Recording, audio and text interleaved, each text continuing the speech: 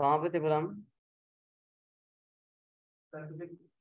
हाँ, निश्चित स्पेसिफाई कर लीजिएगा, वो ज्यादा इजी रहेगा। ठीक हो गया। आप में से कोई ऐसा पर्सन है अभी तक जिसने अपनी लिस्ट बनाई हो, अपने नेम से लिस्ट बनाई हो? आप सेलिंग कर रहे हैं मार्केट में, आप मतलब आपको काफी टाइम हो गया, 1 मंथ से ज्यादा हो गया आपको कोर्स किया हुआ, आप कहीं ना किसी क्लाइंट को हंट कर रहे होंगे। आपने अपने नाम से कोई लिस्ट बनाई है अभी?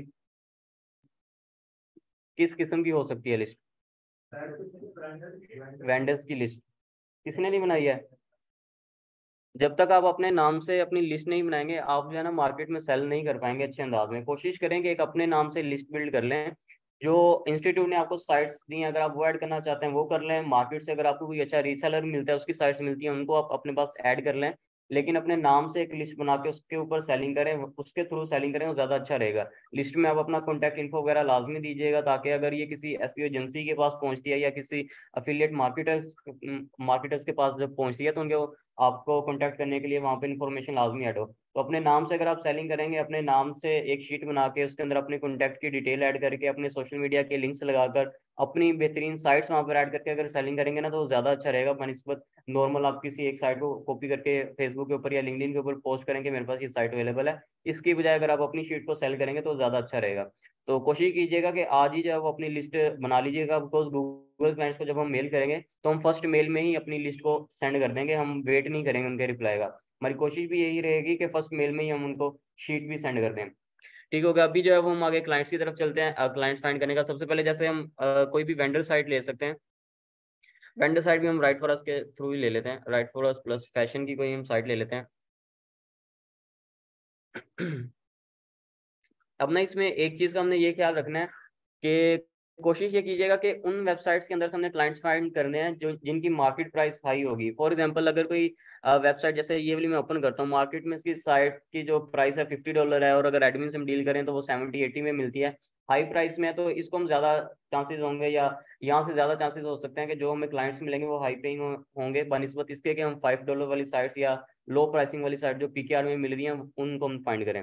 तो आपने कोशिश ये करनी है कि जिनकी मार्केट प्राइस हाई हो या जो हाई अथॉरिटी वाली साइट्स हो उनको आउटरीच करना है, ताकि अगर मार्केट प्राइस उनकी हाई होगी तो हमारे जो क्लाइंट्स होंगे जिनको हम आउटरीच कर रहे हैं वो भी हाई पेइंग वाले क्लाइंट ही होंगे। तो ये चीज़ आपने ख्याल रखनी है।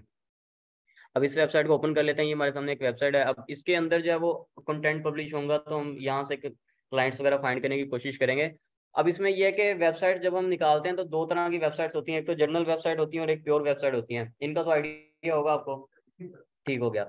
अब ये चीज़ है कि अगर तो आपके सामने आती है प्योर वेबसाइट, मतलब फैशन की ओपन किया है, ये फैशन की वेबसाइट है, इसके अंदर जितना भी कंटेंट लगा होगा वो फैशन के रिलेटेड ही होगा, तो हम सिंपली ब्लॉग के सेक्शन पे जाएंगे और वन बाय वन सबको ओपन करके अंदर से क्लाइंट्स फाइंड करना स्टार्ट कर देंगे।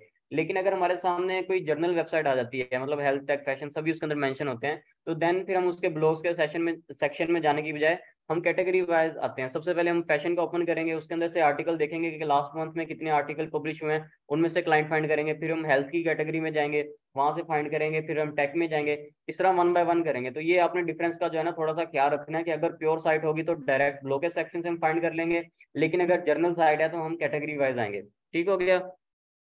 अब जैसे ये वाली वेबसाइट है, ये प्योर वेबसाइट है। अब इसके जो है सबसे पहले तो हम होम पेज पे चले जाते हैं। ये इनके आर्टिकल्स पब्लिश हुए हैं यहाँ पे, ये हमें सामने होम पेज पे ही नजर आ रहे हैं। अब इसमें ना एक चीज ये होती है कि मैक्सिमम तक ऑलमोस्ट 95% जो वेबसाइट्स आपको मिलेंगी ना, उन्होंने जब कंटेंट पब्लिश किया होता है तो साथ डेट मेंशन की होती है कि ये आर्टिकल इस डेट को पब्लिश हुआ है। लेकिन आपको बाद ऐसी वेबसाइट्स भी मिलेंगी जिन्होंने डेट मेंशन नहीं की होगी। फॉर एग्जांपल एक वेबसाइट है thoughtsmack.com, वो दिखा भी देता हूँ यहाँ पे। thoughtsmack.com, ये ऐसी वेबसाइट है जिसमें कंटेंट पब्लिश होता है लेकिन साथ डेट मेंशन नहीं होती है कि ये आर्टिकल किस डेट को पब्लिश हुआ है। तो अगर कोई ऐसी वेबसाइट आपके सामने आ जाती है जिसके अंदर डेट मेंशन नहीं है, उसमें फिर आप क्या करेंगे? आपको कैसे आइडिया होगा कि एक मंथ के अंदर कितने आर्टिकल पब्लिश हुए हैं? Any guess? इसमें ये होगा कि हम अगर तो ये जर्नल और प्योर का तो डेफिनेटली ख्याल रखेंगे, लेकिन अगर ये है कि जर्नल साइट है या प्योर साइट है, प्योर साइट होगी ना तो उसके फर्स्ट 5 आर्टिकल्स हम कॉपी कर लेंगे। मतलब फर्स्ट फाइव जो आर्टिकल्स होंगे ना उसके अंदर से हम क्लाइंट फाइंड कर लेंगे, ज्यादा हम पीछे नहीं जाएंगे, बिकॉज हमें आइडिया नहीं है कि वो आर्टिकल कब पब्लिश हुए हैं। तो इससे पहले 5 आर्टिकल ले लेंगे, बाकी को छोड़ देंगे। अगर तो वो जर्नल वेबसाइट है तो फिर हम जर्नल कैटेगरी का देख लेंगे कि अगर हमने हर कैटेगरी में से 5 लेने हैं या 3 लेने हैं तो वो डिसाइड कर लीजिएगा, लेकिन 5 से ज़्यादा जो है ना हम नहीं लेंगे, बिकॉज हमें आइडिया नहीं है कि कब पब्लिश हुए हैं। 1 मंथ से पहले अगर आर्टिकल पब्लिश हो तो हम उन्हें क्यों नहीं ले रहे हैं? Any gas? हम उनको क्यों नहीं चूज करते हैं, हालांकि उन्होंने भी तो लिंक्स लगवाए हुए हैं। हो सकता है कि उनकी वेबसाइट रैंक कर चुकी हो बेहतरीन, ऐसा ही होता है। हो सकता है कि उन्होंने जिस टारगेट के लिए जो है वो बैकलिंक्स क्रिएट करवाए हैं वो अचीव हो चुका हो। जिस प्रोडक्ट, अगर कोई प्रोडक्ट साइट है, उन्होंने नई प्रोडक्ट लॉन्च की थी, उस प्रोडक्ट की सेल्स इंक्रीज हो चुकी हो या उनकी वो प्रमोशन उन्होंने बंद कर दी हो, तो हो सकता है कि वो अभी वो लिंक बिल्डिंग ना करवा रहे हो। इस वजह से हम ज्यादा पीछे नहीं जाते हैं, 1 मंथ से ज्यादा नहीं जाते हैं। तो 1 मंथ के अंदर से हम अज्यूम ये करते हैं, हो सकता है कि 1 मंथ वालों ने भी कर दिया हो, लेकिन अज्यूम हम यही करते हैं कि हो सकता है कि अभी भी लिंक बिल्डिंग कर रहे हो, प्रमोशन कर रहे हो, ये बैकलिंक्स क्रिएट कर रहे हो, तो इस वजह से हम उन्हें ज्यादा अच्छे वे में ऑफर करते हैं कि आप हमसे गेस्ट पोस्ट करवा सकते हैं। अब फॉर एग्जाम्पल हमारे सामने आर्टिकल्स पब्लिश हुए हैं। अब सबसे पहले हम एक ये आर्टिकल ओपन कर लेते हैं। इसके अंदर से अब जो हम क्लाइंट्स को फाइंड करेंगे, सबसे पहले तो हमने लिंक फाइंड करना है ना, कि लिंक कहाँ पे लगा हो सकता है। अच्छा, इसके अंदर ना बात का, जब आप आर्टिकल ओपन करेंगे ना तो कुछ टर्म्स होती है हमारे सामने यहाँ पे। फॉर एग्जांपल जैसे ये एक तो यहाँ पे ये लिंक लगा हुआ है, बाद ऐसी वेबसाइट्स आएंगी जिनके अंदर आर्टिकल लगे होंगे तो उनके अपने ही लिंक लगे होंगे। फॉर एग्जांपल जैसे ये लिंक अभी हमारे सामने आया है, इस लिंक के ऊपर इनकी अपनी वेबसाइट का ही लिंक लगा हुआ है। ये अगर आप बॉटम लेफ्ट पे देखें, नजर आ रहा होगा आपको, बॉटम लेफ्ट में आई थिंक वहां से प्रोजेक्टर पे तो नहीं ओपन हो रहा है, तो हम यहाँ पे ओपन कर लेते हैं इसे। हमने ये आर्टिकल ओपन किया, ये वेबसाइट जो है इसका नाम ये है, और हमने जो आर्टिकल ओपन किया था वो इनकी अपनी ही वेबसाइट को आर्टिकल का लिंक जा रहा था, एक और आर्टिकल को। एक टर्म तो ये होती है कि बाद का आपको ऐसे लिंक्स मिलते हैं जो कि उनकी अपनी वेबसाइट को बैकलिंक कर रहे होते हैं, उसको हम कहते हैं इंटरनल लिंकिंग। अगर भी ऐसा लिंक आएगा उसको हम छोड़ देंगे। बाद का हमारे सामने ऐसे आर्टिकल भी आएंगे जिसके अंदर कोई भी लिंक नहीं होगा, उसको भी हम छोड़ देंगे। हमें सिर्फ एक लिंक चाहिए जो कि किसी दूसरी वेबसाइट को बैकलिंक कर रहा हो, और वो लो अथॉरिटी वाली होगी। सिर्फ हमें वो एक लिंक चाहिए होगा। अब ना इसमें एक टर्म और भी होती है कि बाज़ बात ऐसी वेबसाइट्स आपको मिलेंगी उसके अंदर ऐसे आर्टिकल पब्लिश होंगे कि जिनके अंदर अथॉरिटी वाली प्रीमियम साइट्स को लिंक जा रहा होता है। फॉर एग्जांपल फोर्ब्स को लिंक देंगे, वो बिजनेस इंसाइडर को लिंक दे देंगे। तो अगर इस तरह की कोई प्रीमियम वेबसाइट को लिंक जा रहा होगा तो उसको भी हम छोड़ देंगे। मतलब अगर डीआर उसका 70+ है या 80+ है तो उसको हम छोड़ देंगे। अगर उससे बिलो होगा तो देन हम उसे अपने पास एज अ क्लाइंट लाजमी सेव करेंगे। अब लोग इंटरनल लिंकिंग क्यों करते हैं? Any gas?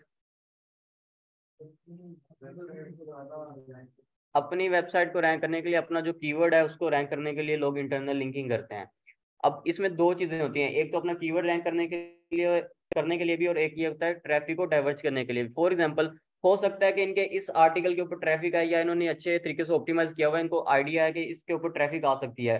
तो जो इन्होंने यहाँ पे लिंक लगाया हुआ है, हो सकता है कि इस आर्टिकल के ऊपर इतनी ट्रैफिक ना हो, और ये चाह रहे हो कि यहाँ से पे कोई भी ट्रैफिक आए तो वो वहां चली जाए। तो इस वजह से ये ट्रैफिक को अपनी वेबसाइट पर घुमाने के लिए, मतलब जैसे मैं विजिटर हूँ, मैंने इनकी वेबसाइट को रीड करने के लिए आया हूँ, तो ओपन किया तो नेक्स्ट इनकी वेबसाइट ओपन होगी, मतलब मैं इनकी वेबसाइट पर ही घूम रहा हूँ। एक चीज तो ये भी होती है कि अपनी ही वेबसाइट के ऊपर ट्रैफिक को रखने के लिए भी लोग इंटरनल लिंकिंग करते हैं। और दूसरी जो मेन रीजन होती है वो क्या होती है कि आपने उन्होंने अपना कीवर्ड को रैंक करना होता है, इस वजह से लोग इंटरनल लिंकिंग करते हैं। और दूसरी जो एक नई टर्म थी इसके अंदर के, हाई अथॉरिटी साइट्स या प्रीमियम साइट्स का लिंक होता है, फोर्ब्स का लिंक होगा, बिजनेस इंसाइडर का लिंक होगा, वो क्यों लगाते हैं लोग? Any gas? Referring domain, RD एक टर्म होती है रेफरिंग डोमेन। फॉर एग्जांपल अब मेरी एक वेबसाइट है, मैंने फोर्ब्स एक आर्टिकल पब्लिश किया और दरम्यान में लिंक लगा दिया फोर्ब्स का।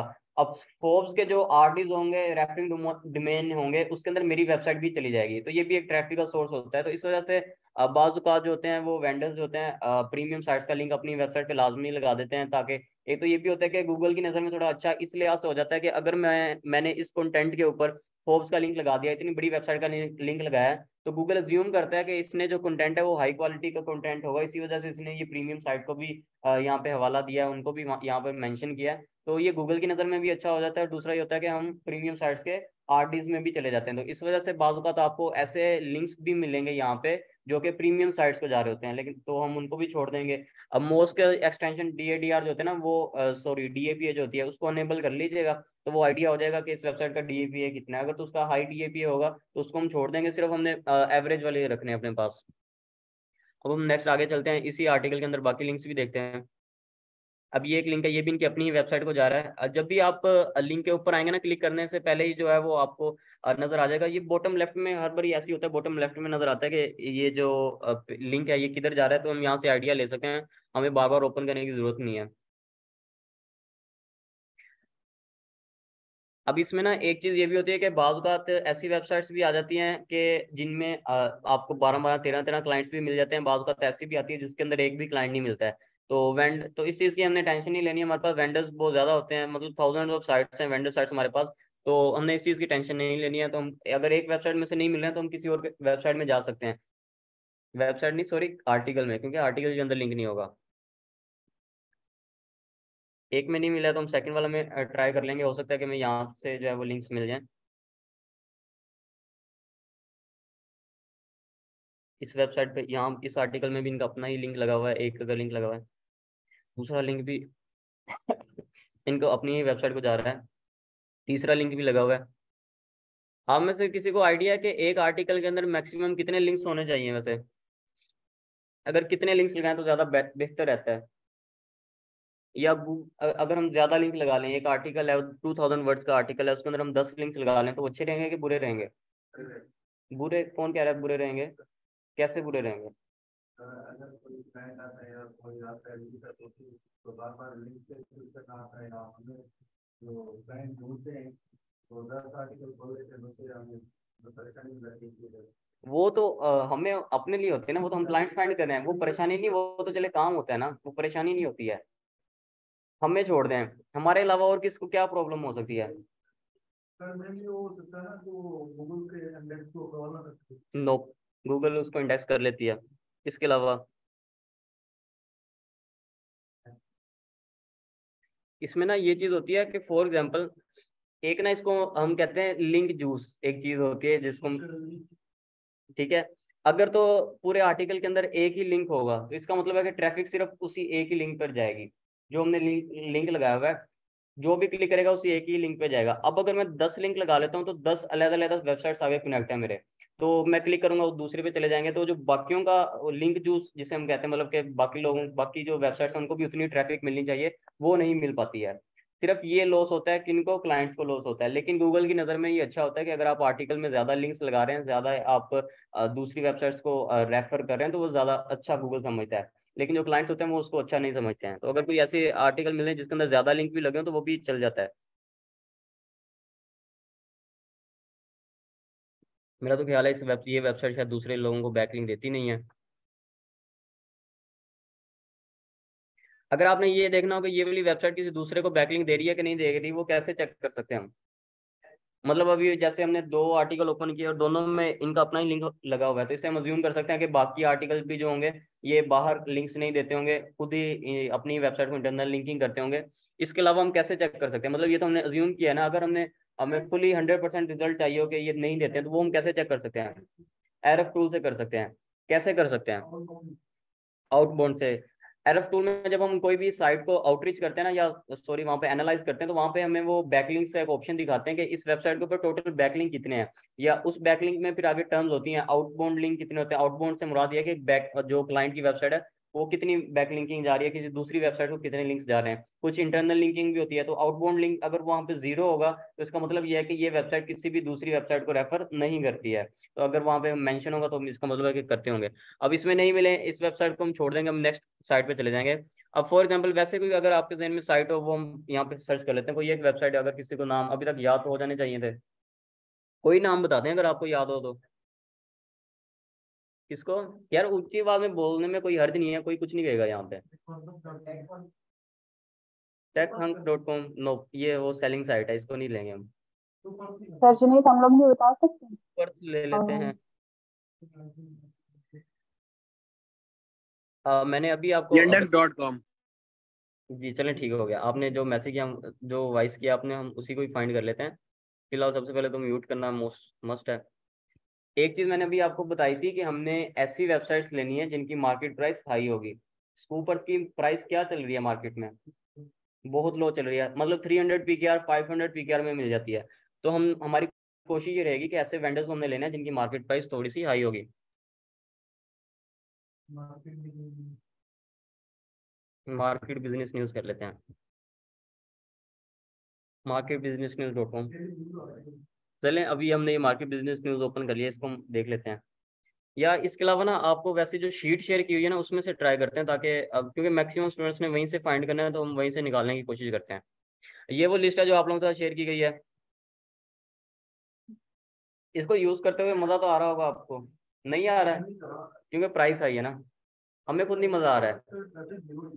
इसमें प्रॉब्लम ये है कि ये लिस्ट अगर आप यूज कर रहे हैं ना, तो इसके अंदर जो डाटा है वो अपडेटेड नहीं है, वो आप अपडेट करने वाला है अभी फिलहाल, बहुत टाइम हो गया उसमें, उसमें अपडेट नहीं हो पा रहा है। लेकिन यह है कि हमारी कोशिश है कि इसे अपडेट किया जाए, लेकिन अपडेट हो नहीं पा रहा है ये अभी तक। तो ये एज सुन एज पॉसिबल वैसे अपडेट कर देंगे इसे। एक तो ये है कि इसके अंदर जो साइट्स हैं वो थोड़ी सी उनकी ट्रैफिक वगैरह चेक करने वाली है। तो अगर आप क्लाइंट के साथ शेयर करते हैं तो पहले आपको इसके स्टैट्स वगैरह थोड़े से देखने पड़ेंगे कि स्टैट्स जो मैं सेंड कर रहा हूँ क्लाइंट को वो एक्यूरेट हैं भी कि नहीं है। और दूसरा ये है कि इनकी प्राइसिंग काफ़ी हाई है इसमें, लेकिन ये है कि अब मार्केट में सेल हो सकती हैं अगर आप इसे अच्छे अंदाज में सेल करें। वैसे जो अमूमन जो प्राइसेस अगर कंपेयर की जाए मार्केट से तो काफ़ी हाई प्राइसिंग में है यहाँ पे साइट्स, तो ये थोड़ा सा डिसएडवांटेज है। बाकी है कि इसमें कुछ ऐसी वेबसाइट्स हैं जो कि हमने किसी और कंपनी की भी ऐड की हुई है, तो इस वजह से हमें मजबूरन जो है इसमें प्राइसिंग थोड़ा हाई करना पड़ी है। वैसे इसकी जो हमें भी एवरेज जो कॉस्ट पड़ रही है वो तकरीबन $5 से $10 हमें भी बचते हैं उसमें पर आर्टिकल में, वरना इससे ज़्यादा इसमें प्रॉफिट नहीं है। तो स्टूडेंट्स का जो है हमने इसमें $15 प्रॉफिट ऐड किया है, पहले $5 था लेकिन अभी हमने वो $15 कर दिया है। तो फॉर एग्जांपल इसमें हम ये साइट्स टेक एंड गैजेट्स की तरफ चलते हैं, ज़्यादातर साइट्स इसी तरह की चलती हैं। अब जो हमने यहाँ पर वेंडर साइट जिसके अंदर से क्लाइंट्स फाइंड करने हैं, क्या उस वेबसाइट के साथ हमारी डील होना एज अ वेंडर जरूरी है कि नहीं जरूरी? डील होना जरूरी है कि नहीं है? को, कोई एक बता दें, बातें करने में आपको अगर मजा नहीं आता तो बताएं, अगर बातें करने में मजा आता है तो फिर यहाँ पे क्लास में शोर नहीं होना चाहिए आपस में। डील होना चाहिए कि नहीं होना चाहिए? हो जाए तो जरूरी है। इसमें यह है कि अगर तुम्हारी डील नहीं भी है ना, हम तब भी उसको कर सकते हैं, साथ लाजमी आउटरीच करेंगे। इसकी रीज़न यही है कि हम उसे उसकी तरह की बेहतरीन साइट्स देते हैं। अगर हमारे पास वो वेबसाइट होगी, उसकी हमारे पास कैटेगरीज भी होंगी। फॉर एग्जांपल जैसे ये टेक की हमने साइट्स निकाली हैं, तो हमें पता है कि ये जो यहाँ से जो हम क्लाइंट फाइंड कर रहे हैं टेक के ही होंगे, हम उन्हें टेक की साइट से सेंड कर सकते हैं। तो डील अगर होगी तब भी बेहतर है, नहीं होगी तब भी वो चल जाएगा, ठीक हो गया।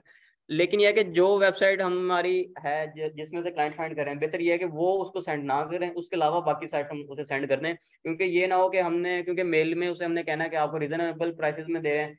अब जैसे ये वाली वेबसाइट है, आप ये यहाँ पे $50 में, हो सकता है उसने लिंक 25 में लगवाया किसी और से, लो प्राइस में लगाया हो, तो वो कहे कि वहाँ पे आप कह रहे हो कि रीजनेबल प्राइसेस, लेकिन ये तो यहाँ पे भी आपने हाई प्राइस लिखी हुई है। तो इस वजह से जिस साइट से हम क्लाइंट फाइंड करेंगे वो हमने शीट में से रिमूव कर देंगे, ठीक हो गया। अब हम आगे चलते हैं क्लाइंट्स फाइंड करने की तरफ। इसमें से जब हम एक वेबसाइट ओपन कर लेते हैं, ये जैसे इसकी $25 प्राइस है, इसको हम ओपन कर लेते हैं। अब इसके अंदर आर्टिकल्स लगे होते हैं। जब तक ये वेबसाइट ओपन हो रही है हम आगे एक शीट भी रेडी कर लेते हैं, जो कि हम गूगल क्लाइंट्स के लिए शीट एक रेडी करेंगे जिसके अंदर हम अपना सारा डाटा वगैरह मेंटेन करेंगे।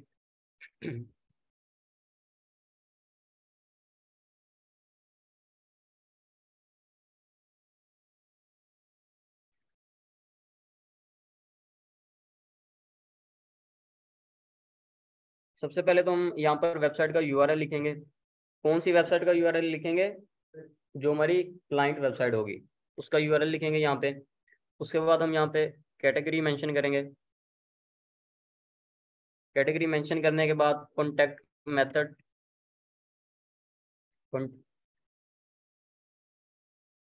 कॉन्टैक्ट मेथड लास्ट में हम यहाँ पे मेंशन करेंगे इसकी पेरेंटिंग साइट कह लें या वेंडर साइट कह लें, ये जो भी अपनी आसानी के लिए। बस हमें ये चीज़ें रिक्वायर्ड होती हैं। अब वेबसाइट का यूआरएल, क्लाइंट की वेबसाइट का यूआरएल, उसकी कैटेगरी, उसका कॉन्टैक्ट मेथड, ये 3 चीज़ें हमें रिक्वायर्ड होती हैं। आगे हम वेंडर साइट मेंशन करते हैं कि कौन सी वेंडर से हमने क्लाइंट फाइंड किया, ये वाला। और आगे हम एक सेक्शन डेट का बना लेते हैं कि किस डेट को हमने ईमेल किया है। बिकॉज चाहे वेंडर हो या क्लाइंट्स हों, जब हम ईमेल करते हैं और उनका रिस्पॉन्स नहीं आता है तो हम आफ्टर 2 डेज या 3 डेज के बाद हम उन्हें फॉलो अप भी करते हैं। तो वेंडर्स को तो अगर आपने नहीं किया तो कोई इशू नहीं है, लेकिन क्लाइंट्स को हम लाजमी करेंगे फॉलो अप। तो सबसे पहले इसको थोड़ा सा हम डेकोरेट कर लेते हैं ताकि ये थोड़ा हाईलाइट भी रहे।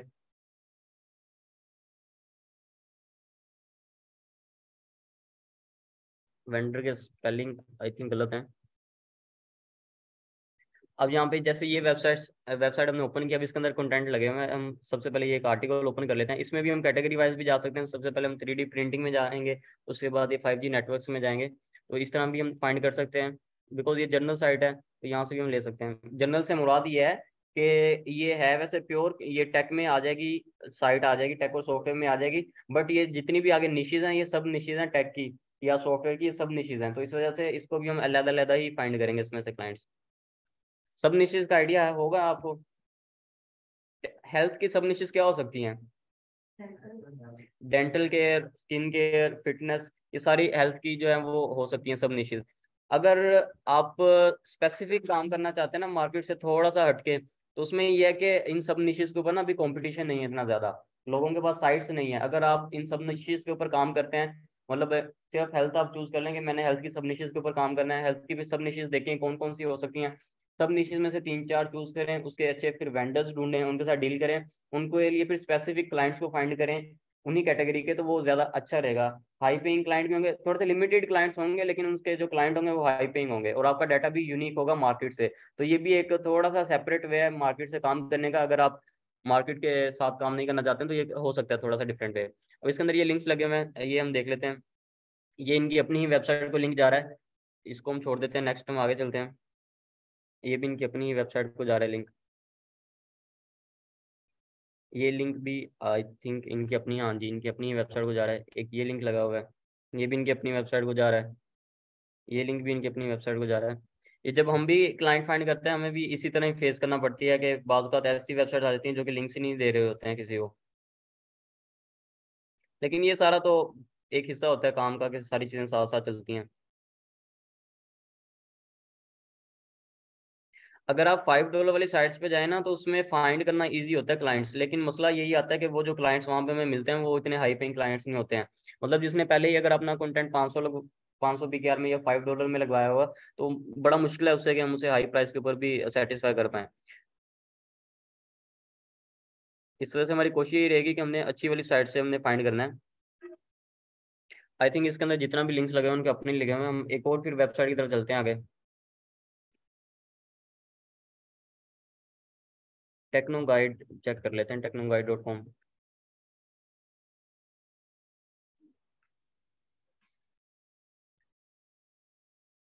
ये भी हमारे सामने एक जर्नल वेबसाइट है, तो फिर इसमें सबसे पहले हम कैटेगरीज की तरफ चलते हैं। सबसे पहले टेक्नोलॉजी कैटेगरी में देख लेते हैं कंटेंट जो हमारे पब्लिश हुए हैं। ये 30 मई को जो है पब्लिश हुआ आर्टिकल, इसको ओपन कर लेते हैं।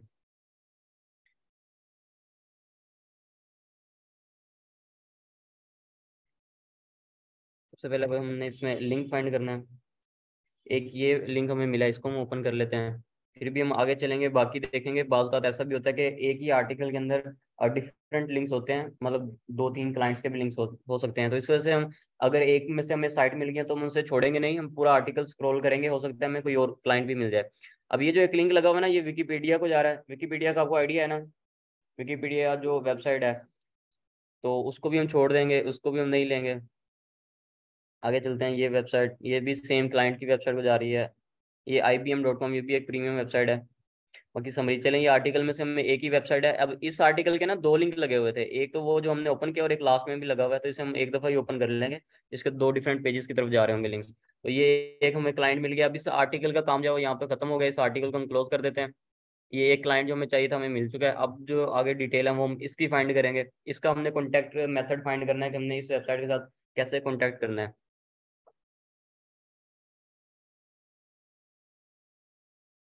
कॉन्टैक्ट अस का पेज भी है, और आई थिंक ये प्रोडक्ट की साइट है, इनकी ये प्रोडक्ट सेलिंग हो रही है यहाँ पे। ये प्राइसिंग का भी सेक्शन है, इसे हम अफिलिएट साइट एज मेंशन कर सकते हैं अपने पास। ये इन्होंने कॉन्टैक्ट फॉर्म दिया हुआ है। और अगर हम देख लेते हैं, अगर इनका हमें ईमेल भी मिल जाए। अच्छा, ईमेल और कॉन्टैक्ट फॉर्म अगर हमें ये दोनों मिल जाए तो इसमें से कौन सा चूज करते हैं हम? कॉन्टैक्ट फॉर्म हम चूज करते हैं, ठीक है। अगर कोई हमारे सामने इस तरह की सिचुएशन आ जाए कि जिसमें ईमेल भी होंगे और कॉन्टैक्ट फॉर्म भी होगा, तो देन हम कॉन्टैक्ट फॉर्म को प्रायोरिटी पे रखेंगे ताकि स्पैम में ना जाए। बेहतरीन। अब ये है कि ये वेबसाइट हमें मिल गया, इस वेबसाइट का यूआरएल हमने कॉपी किया, इसको हम यहाँ पे शीट में पेस्ट करेंगे। कैटेगरी में मेंशन कर लेंगे, एक तो ये कि एफिलिएट साइट है ये। तो कॉन्टैक्ट मेथड में क्या मेंशन करेंगे हम, कि इसका कॉन्टैक्ट फॉर्म है। आप इसका ये लिंक भी पेस्ट कर सकते हैं और वहाँ पे मेंशन भी कर सकते हैं कॉन्टैक्ट फॉर्म, ताकि हमें याद रहे कि इसका कॉन्टैक्ट फॉर्म है। वेंडर साइट कौन सी थी हमारी, technoguide.com। ये हम पेस्ट कॉपी कर लेते हैं, इसको लिख लेते हैं। जब हम जिस डेट को इसको मेल करेंगे, फॉर एग्जांपल अगर मैं मेल करता हूँ से आज की डेट हम यहाँ पे मेंशन कर लेंगे, या फिर जिस दिन हमने मेल करेंगे डेट मेंशन कर लेंगे ताकि हमें याद रहे। फिर हमने 3-4 दिनों के बाद फॉलो अप भी करना होता है, तो फॉलो अप करने में हमारे लिए ईजी रहे। तो इस तरह जो हम क्लाइंट्स फाइंड करते हैं, इसमें ना एक और चीज़ मैंने अभी बतानी थी, वो मेरे जहन में आई थी और साथ ही भूल गया हूँ मैं वो, अब वो याद आती है तो उस पर भी हम देख लेते हैं।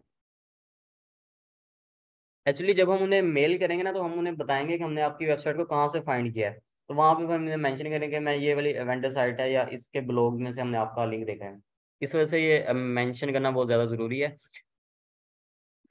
अब आगे इसमें ना एक चीज़ ये है कि जब हम लो डीएपी वाली साइट्स फाइंड करते हैं ना तो उसमें भी हमारे हमारे ये कंपलसरी होता है कि हमने उनका डीएपी डीआरओ ट्रैफिक ये सारी चीज़ें चेक करनी है। लेकिन अगर हम इस तरह से क्लाइंट फाइंड करें जिन्होंने रिसेंट टाइम में लिंक्स लगवाए होते हैं तो इनका वो चेक करने की जरूरत नहीं होती है कि इनका डीएपी है कितना है, ट्रैफिक कितनी है। डीएपी सिर्फ इस सेंस में हम एक्सटेंशन ऑन रखेंगे कहीं प्रीमियम साइट ना हो, क्योंकि स्टार्टिंग में जब हमें याद नहीं होगा जैसे अगर मुझे पता नहीं है कि फोर्ब्स जो प्रीमियम साइट है तो मैं फोर्ब्स को भी आउटरीच कर लूंगा। तो इस वजह से सिर्फ इस चीज़ को छोड़ने के लिए, निगलेक्ट करने के लिए कि हमारे सामने प्रीमियम साइट अगर आ गई है तो उसने छोड़ना है, तो उस वजह से हम डीएबी की एक्सटेंशन को लॉगिन करेंगे, अदरवाइज उसकी जरूरत नहीं होती है। तो अगर कोई प्रीमियम साइट आएगी उसे छोड़ देंगे। तो ये हमारी साइट आ गई है, फिर हम इसी तरह नेक्स्ट आर्टिकल में जाएंगे, नेक्स्ट साइट को आर्टिकल ओपन करेंगे, इसमें से एक साइट को फाइंड करेंगे। अब इसमें ना ये चीज भी हो सकती है कि अब इसी क्लाइंट ने हो सकता है कि इसके ऊपर इसी वेबसाइट के ऊपर 2-3 दफा लिंक भी लगवाया हो, ऐसा भी हो जाता है। तो अगर ये डुप्लीकेट आ रही है ना तो फिर हमने सिर्फ मेल इसे एक दफा ही करना है। वो वेंडर होते हैं जिनको हम 2 दफा ईमेल कर लें तो चल जाता है, लेकिन क्लाइंट के लिए हमें थोड़ी सी एहतियात करना पड़ती है, थोड़ा सा प्रोफेशनल वे अपनाना पड़ता है। तो इस वजह से हमने डुप्लीकेट का थोड़ा सा ख्याल रखना है कि अगर एक वेबसाइट हमारे सामने एक दफा आ गई है, उसे एक दफा हमने मेल कर लिया तो उसे हम अगेन आउटरीच नहीं करेंगे, सिर्फ फॉलो अप कर सकते हैं कि हमने आपको ईमेल किया था, आपने वो देखा नहीं अभी तक, तो काइंडली मैं वेट कर रहा हूँ आपके रिप्लाई का, तो हम फॉलो अप कर सकते हैं, उसके अलावा हमारे पास और कोई ऑप्शन नहीं है। तो इस तरह जो है हमारी कोशिश ये रहेगी कि मैक्सिमम क्लाइंट्स को फाइंड किया जाए। थोड़ा सा मुश्किल होता है स्टार्ट में, क्योंकि जब तक प्रैक्टिस ना हो तो थोड़ा सा मुश्किल होता है, लेकिन यह कि एक वीक अगर आप इसके ऊपर रेगुलर काम करते हैं तो आपको थोड़ा सा आइडिया हो जाएगा कि काम करना कैसे है, तो आपकी स्पीड भी थोड़ी सी इंक्रीज हो जाएगी। इसमें जो हमारा असाइनमेंट में जो टास्क रहेगा वो डेली बेसिस पे आपने 50 गूगल क्लाइंट्स को आउटरीच करके मेल भी करना है। ठीक हो गया, ये हमारा टास्क रहेगा, 50 गूगल क्लाइंट्स को आउटरीच करके मेल करना है। और ये सब पहले दिन ही आप डिसाइड कर लेंगे आपने किस तरह से क्लाइंट्स फाइंड करना है, कि कीवर्ड्स के थ्रू लो डीएपी वाली साइट्स को फाइंड करना है, या आपने इस वे में जिन्होंने रिसेंट टाइम में लिंक्स जिन्होंने लगाए उनको आउटरीच करना है।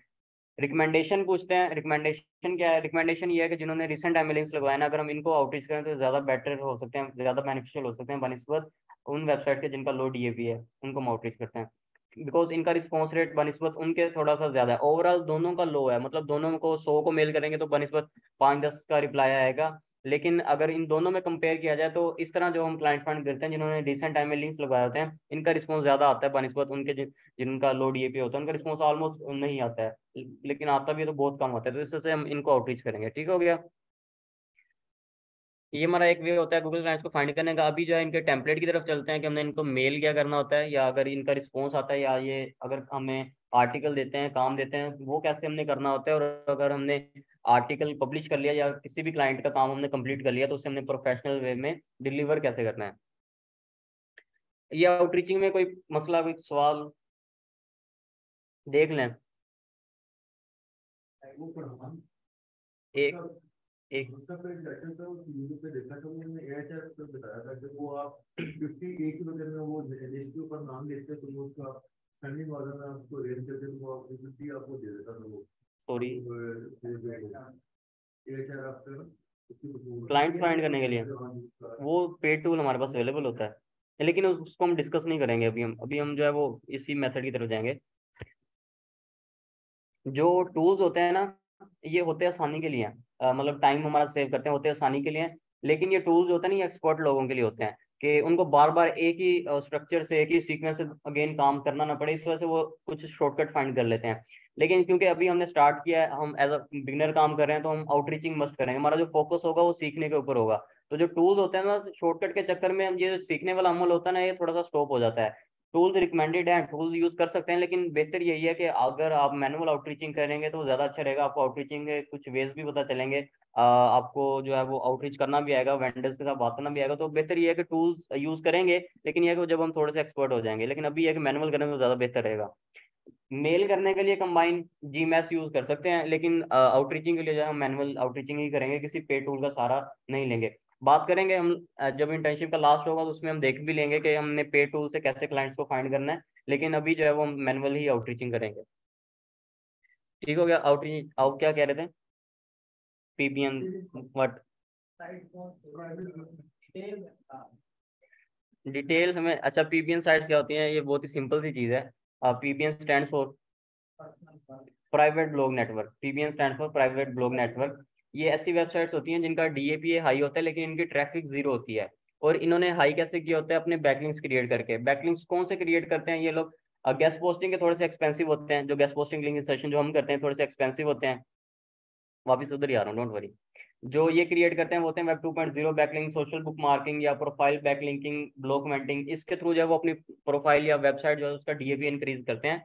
इसका जो बेनिफिट होता है वो ये होता है कि क्लाइंट वेबसाइट का डीएपी इंक्रीज हो सकता है, उसके आरडीज इंक्रीज हो सकते हैं, उससे उनका स्पैम स्कोर इंक्रीज नहीं होता है। पीपीएन जो वेबसाइट होती है उनकी जो खासियत होती है वो यही होती है कि इनकी ट्रैफिक जीरो होती है, डीएपी हाई होती है, लेकिन इनका स्पैम स्कोर भी कम होता है। मतलब 1% होता है, 2% होता है, ज्यादा नहीं होता है। इसके ऊपर लिंक बिल्ड करने से हमारी वेबसाइट का डीएपीए इंक्रीज हो सकता है, आरडी तो डेफिनेटली साथ साथ इंक्रीज होते ही हैं, लेकिन हमारे स्पैम स्कोर नहीं इंक्रीज होता है। तो ये बेनिफिट की वजह से इनकी मार्केट में डिमांड होती है। लेकिन इनकी अगर प्राइस की हम बात करें तो ये हमें हमें क्योंकि हम रीसेलर हैं, हमें $1, $2, $3 में मिल जाती है, और हम आगे सेल $5 में करते हैं। ये चीज़ इनका होता है। और कोई ऐसी वेबसाइट, गूगल क्लाइंट का सबसे ज़्यादा जो बेनिफिट होता है ना, कि अगर आप उन्हें ऑफर करें कि हम आपकी वेबसाइट के आरडी इंक्रीज करके देंगे, रेफरिंग डोमेन। रेफरिंग डोमेन से मुराद ये होता है कि मैं एक वेबसाइट ए, मेरी वेबसाइट है, बी के ऊपर मैंने एक लिंक लगवाऊंगा तो मेरा एक आरडी इंक्रीज हो जाएगा, फिर मैं सी के ऊपर लगाऊंगा तो मेरे 2 आरडीज हो जाएंगे। अब मैं अगेन अगर ए के ऊपर लगाऊंगा तो मेरा आरडी इंक्रीज नहीं होगा। मतलब यह है कि एक वेबसाइट के ऊपर एक ही आरडी हमें मिल सकता है। तो अगर आप कोई, हमें जो गूगल क्लाइंट्स होते हैं ना, उसमें ज्यादातर क्लाइंट्स ऐसे भी होते हैं जिनके आरडीज कम होते हैं, हम उनको ये ऑफर कर सकते हैं कि हम आपकी वेबसाइट के आरडी इंक्रीज कर सकते हैं। तो जिसने आरडीज इंक्रीज करवाने, फॉर एग्जाम्पल अगर मेरे 50 आरडी और मैं चाहता हूँ कि मेरे 1000 हो जाए, इसका मतलब क्या है? इसका मतलब यह है मुझे 950 साइट्स के ऊपर आर्टिकल लगवाना है, 950 साइट्स चाहिए, 950 आर्टिकल्स चाहिए, कंटेंट चाहिए जो मैंने पब्लिश करना है।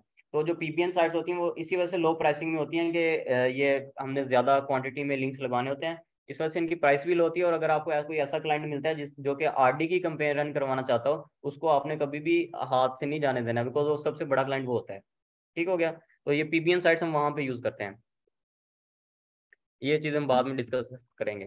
ठीक हो गया? ये हो गया, आउटरीचिंग हो जाएगी अभी। जी सर, हो जाएगा, टीचिंग हो जाएगी, वो हो रही है तो फिर। ओके जी, थैंक यू, डोंट वरी। ये सामा साहब ठीक हो गया, अगर आपको समझ आ गई बहुत ही बेहतरीन चीज़ है। कोई क्वेश्चन हो आपका तो क्वेश्चन जरूर आप मैसेज कर दीजिएगा। बाकी है कि अभी हम अब बाकी नेक्स्ट स्टेप की तरफ हम चलते हैं।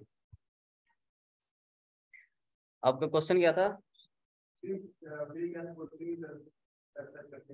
हम्म।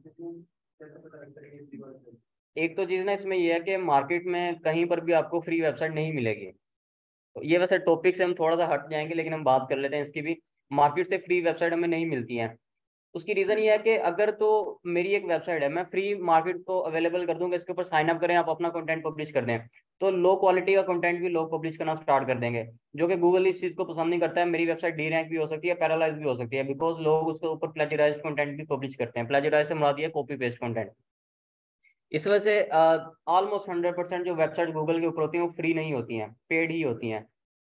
अगर कोई आपके सामने ऐसी वेबसाइट है ना जो कि कहे कि फ्री में हम एक्सेप्ट करते हैं, आप साइन अप करें, अपना कंटेंट पब्लिश कर दें, उसमें ये होता है कि उसको हम कंट्रीब्यूटर अकाउंट कहते हैं। आप उसके ऊपर साइन अप करेंगे, अपना आर्टिकल जब पब्लिश करेंगे ना, वो डायरेक्ट पब्लिश नहीं होगा, वो ड्राफ्ट में चला जाएगा एडमिन के अप्रूवल के लिए। एडमिन उसे अप्रूव करेगा तो पब्लिश होगा, अदरवाइज पब्लिश नहीं होगा।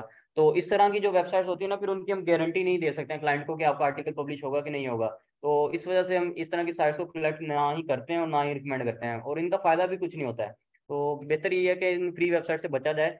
फ्री में कभी भी आपको साइट नहीं मिलेगी, ये याद रखिएगा। जो भी मिलेगी वो कंट्रीब्यूटर अकाउंट मिलेगा। ऑथर अकाउंट ये होता है जिसमें आप डायरेक्ट पब्लिश कर देते हैं। कंट्रीब्यूटर अकाउंट कौन सा होता है? जिसमें पहले पेंडिंग में जाती है, एडमिन के अप्रूवल के लिए जाती है। तो इस चीज़ का आपने ख्याल रखना है। तो अगर आप फ्री में वेबसाइट इकट्ठी करना चाहते हैं ना, तो वो मार्केट से आप फिर डायरेक्ट एडमिन के साथ डील करें कि वो आपको फ्री में दे दें, अदरवाइज आप जो है ना ही कलेक्ट करें तो ज़्यादा बेहतर रहेगा। ठीक हो गया? अभी ये वेंडर, ये क्लाइंट की हम बात कर लें तो लास्ट में आप मुझे याद करवाइएगा, हमने एक बात करनी है कि हमने जो प्रीमियम वेबसाइट या बड़ी जो वेबसाइट है उनके साथ फ्री में कैसे डील करनी होती है गेस्ट पोस्ट के लिए। ठीक हो गया? ये हम बात करेंगे। एक मिनट जरा, ये क्वेश्चन जो है ना 12-20 को हम देख लेते हैं।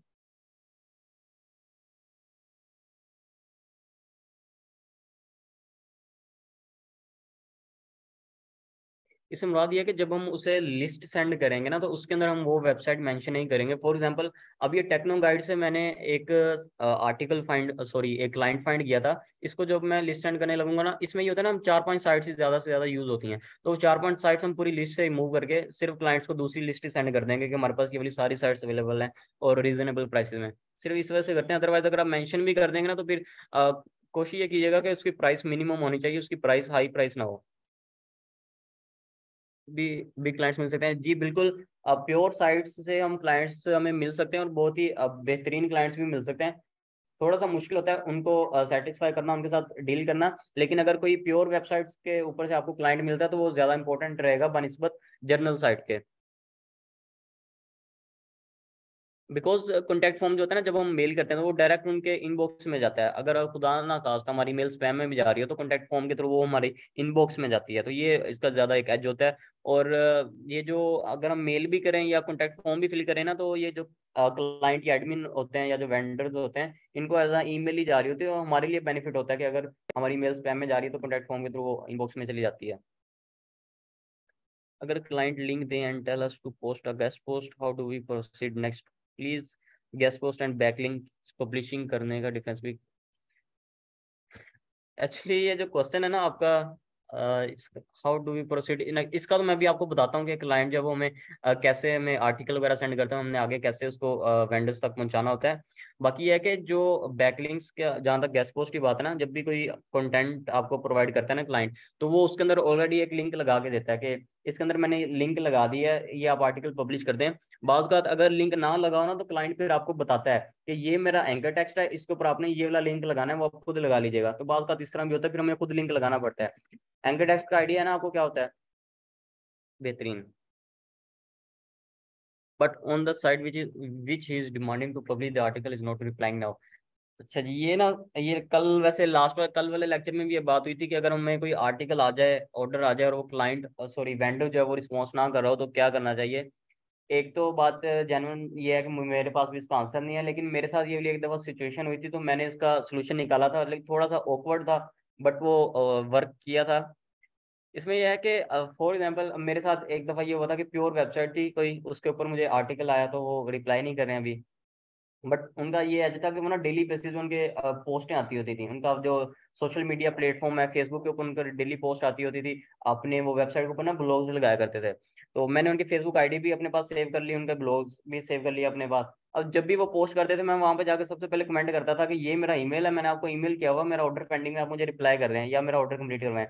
उनकी हर पोस्ट, वो जो पोस्ट करते थे, 10 कमेंट नीचे मेरे होते थे, जिसमें मैं बताता कि ये मेरा ईमेल है, आपको मैंने ईमेल किया हुआ है, आप वो कंटेंट पब्लिश करते हैं। जो वो ब्लॉग पब्लिश करते थे, सबसे पहला कमेंट मेरा होता था जाके कि ये मेरा ईमेल है, आप जो मेरा कंटेंट पब्लिश करें। उन्होंने थका के खुद ही मैसेज किया कि हम आपका ईमेल देख रहे हैं, बस आपने कमेंट नहीं करना है। ये मैंने अपनाया था, मेरा आर्टिकल उन्होंने पब्लिश करके दिया। ये थोड़ा सा ऑकवर्ड हो गया था। एक तो ये चीज़ थी कि इसमें हमारी प्राइवेसी थोड़ी सी लीक हो जाती है कि हम उन्हें अपना ईमेल बताते हैं कि इस ईमेल के थ्रू मैंने आपको ईमेल किया था। लेकिन ये था कि मेरा काम हो गया था, उन्होंने मतलब मेरा आर्टिकल पब्लिश कर दिया था, जो चीज़ मैं चाह रहा था उन्होंने कर दी। अगर कभी आपके साथ ऐसी सिचुएशन हो, तो आप भी ऐसा कर सकते हैं, उनको तंग कर सकते हैं, लेकिन ये ज्यादा ना कीजिएगा। बाज़ का बहुत ही रेयर केसेस में कोशिश कीजिएगा करने का, ज्यादा इससे हमने थोड़ा सा अवॉइड करना है, ठीक है। करके देख लीजिएगा, डोंट वरी। बाकी ये है कि इसके अलावा फिलहाल कोई हमारे पास ऑप्शन नहीं है कि अगर वेंडर हमें रिस्पॉन्स नहीं कर रहा है, हम उनको सोशल मीडिया पे जाके मैसेज कर सकते हैं उनके इनबॉक्स में कि हमने आपको ईमेल किया, वो हमारा ईमेल देख लें, अपना ईमेल सेंड कर दें उनको। या उसके अलावा फिर हम उनके एडमिन्स को फाइंड करने की कोशिश करते हैं, या उनका ऑथर जो होता है उसको फाइंड करने की कोशिश करते हैं कि अगर कोई ऑथर उनका मिल जाए, तो हम उन्हें वहां पर कॉन्टैक्ट कर सकते हैं। इस तरह जो है पब्लिकली जो है हम उन्हें तंग नहीं करेंगे। तो ये पीपीएन साइट हमें कहाँ से मिलेंगी? एक्चुअली पीपीएन साइट भी हमें लोकल मार्केट फेसबुक से ही मिल सकती हैं। और फेसबुक के ऊपर हम जाके पोस्ट करेंगे कि हम वेबसाइट पीपीएन वेबसाइट फाइंड करें, तो हमें कोई ऐसे रीसेलर भी मिल सकते हैं, ऐसे एडमिन भी मिल सकते हैं। बिकॉज पीपीएन साइट क्रिएट करना कोई इतनी बड़ी बात नहीं है। तो बात का कोई सी एक ही एडमिन की कोई 50-100 पीबीएन साइट्स भी होती हैं, तो वो आपको खुद ही प्रोवाइड कर देते हैं। तो कोई भी अगर हमें वेबसाइट्स चाहिए होती है ना, तो वो हम फिर लोकल मार्केट में जाते हैं, वहीं से हम फाइंड करते हैं। लो प्राइसिंग वाली साइट चाहिए होगी, फिर भी हम फेसबुक के ऊपर जाएंगे, वहां से फाइंड करेंगे। अगर हमें पीबीएन साइट चाहिए, तब भी हम फेसबुक पे जाएंगे और वहां से फाइंड करेंगे वेबसाइट। लास्ट क्वेश्चन कर लूँ, उसके बाद चलते हैं उस तरफ। मैं भी यही सोच रहा था, क्वेश्चन थोड़े ज्यादा हो गए यहाँ पे। वेबसाइट्स का एडसेंस अप्रूवल ऐसे इसलिए उसके लिए ना गूगल से कुछ लिमिटेशंस होती हैं, कुछ उनके रिक्वायरमेंट होती हैं, जिसमें आपका कंटेंट इतना पब्लिश होना चाहिए, आपका राइट फॉर अस का पेज, राइट फॉर अस का नहीं सॉरी कॉन्टैक्ट अस का पेज होना चाहिए, ब्लॉग का पेज होना चाहिए। ये कुछ जो गूगल है ना उसकी रिक्वायरमेंट होती है। इसको जब हम कंप्लीट करते हैं फिर उसके बाद हम एडसेंस के लिए अप्लाई करते हैं, फिर वो आगे अप्रूव या डिसअप्रूव करते हैं। तो ये हमें उनकी जो रिक्वायरमेंट होती है वो हमें कंप्लीट करना पड़ती है। ये क्लाइंट फाइंडिंग का हो गया कंप्लीट, आइडिया हो गया कैसे फाइंड कर लेंगे हम। नेक्स्ट आगे चलते हैं फिर।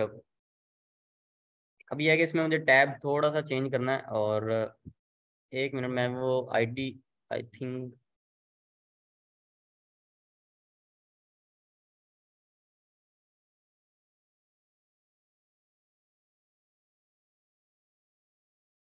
आईडी ज़रा मैं लॉग इन कर लूँ जहाँ से क्लाइंट्स हम फाइंड करें, तो वो आपसे शेयर करते हैं।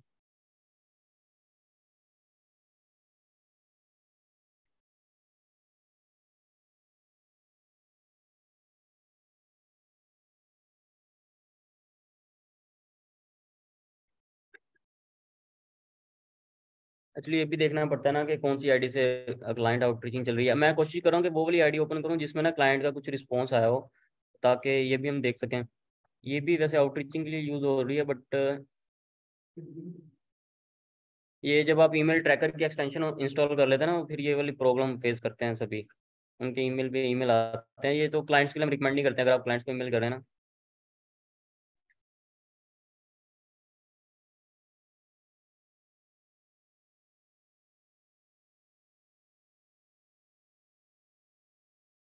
नहीं ये भी नहीं है, एक मिनट मैं ना ज़रा वो हम ओपन कर लें।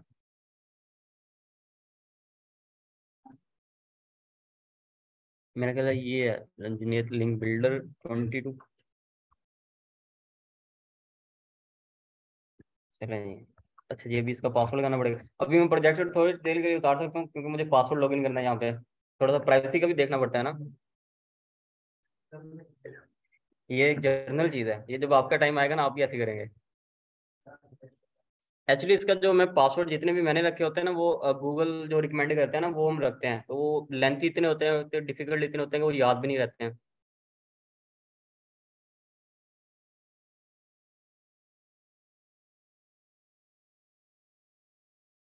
ये भी देखना पड़ता है। ऑनलाइन स्टूडेंट्स के लिए जो स्क्रीन शेयर की थी ना वो भी देखना पड़ता है। तो आपने कुछ डील कर लिया फिर? एक्चुअली अगर मैं रीड कर सकता हूँ तो इसका मतलब है कोई भी रीड कर लेगा। लगा देते हैं, डोंट वरी।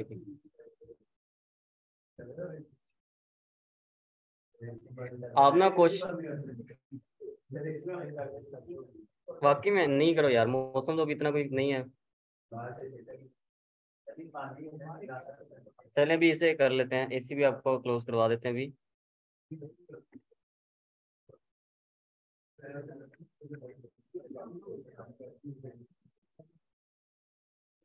अच्छा आप भी ना कोशिश ये कीजिएगा, रिकमेंडेड यही है कि जब क्लाइंट आउटरीचिंग कर रहे होंगे तो अपने ईमेल सेपरेट कर लीजिएगा। 3-4 ईमेल जो है वो सेपरेट रखिएगा, क्लाइंट्स के लिए और वेंडर्स के लिए भी। मतलब तीन, सबसे पहले हमारे जो बेसिक होता है वो 3 चीज़ें होती हैं कि आप वेंडर्स के लिए अलग रखें मेल, क्लाइंट्स के लिए ईमेल अलग रखें, और तीसरी ईमेल रखें जब आपने अकाउंट्स के ऊपर साइन अप करना है, मतलब फाइवर का अकाउंट बनाना है, लिंक्डइन का अकाउंट बनाना है, उसके लिए सेपरेट ईमेल रखें ताकि हमारी वो कभी भी सस्पेंड ना हो। तो इस चीज़ का आपने ख्याल रखना है जी, ये करते हैं। तो बाकी ये है कि जब क्लाइंट आउटरीचिंग करेंगे ना उनके लिए हम सेपरेट जो है वो हम अलग रख लेंगे। चलिए ये एक ईमेल मिल गया, चलिए इससे जो है हम कर लेते हैं भी।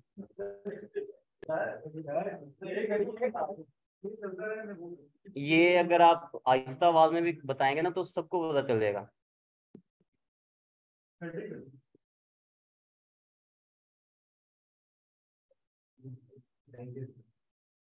अच्छा इससे अभी ये जो है हम कंटिन्यू करते हैं। अब जैसे यहाँ पे मैं आपको दिखा देता हूँ कुछ क्लाइंट्स का कि वो जब हमें आर्टिकल वगैरह देते हैं तो कैसे वो शेयर करते हैं। अब ना ये एक वेबसाइट थी, इनको पहले मैं स्टार कर लेता हूँ ताकि ये हमें इजीली हमें मिल भी सकें। जब भी कभी भी किसी भी क्लाइंट ने आपसे काम करवाना हो ना, या उसने अपना टास्क आपको देना हो, वो सबसे पहले तो आपको टेस्ट करते हैं कि पर्सन अगर काम कर देगा तो कैसे काम करेगा। टेस्ट कैसे करेंगे, या तो क्वेश्चन आंसर पूछ लेंगे या आपको एक आर्टिकल सेंड कर देंगे कि ये पब्लिश करो। वो आप कंप्लीट करते हैं, अच्छे वे में कंप्लीट करते हैं, देन वो फिर आगे आपको टास्क दे सकते हैं अपना। ये हमने आई थिंक बुक्स सारे स्टार कर लिए। अब हम चलते हैं स्टार वाले सेक्शन में। अब ये क्लाइंट है, इसको हमने आउटरीच किया था।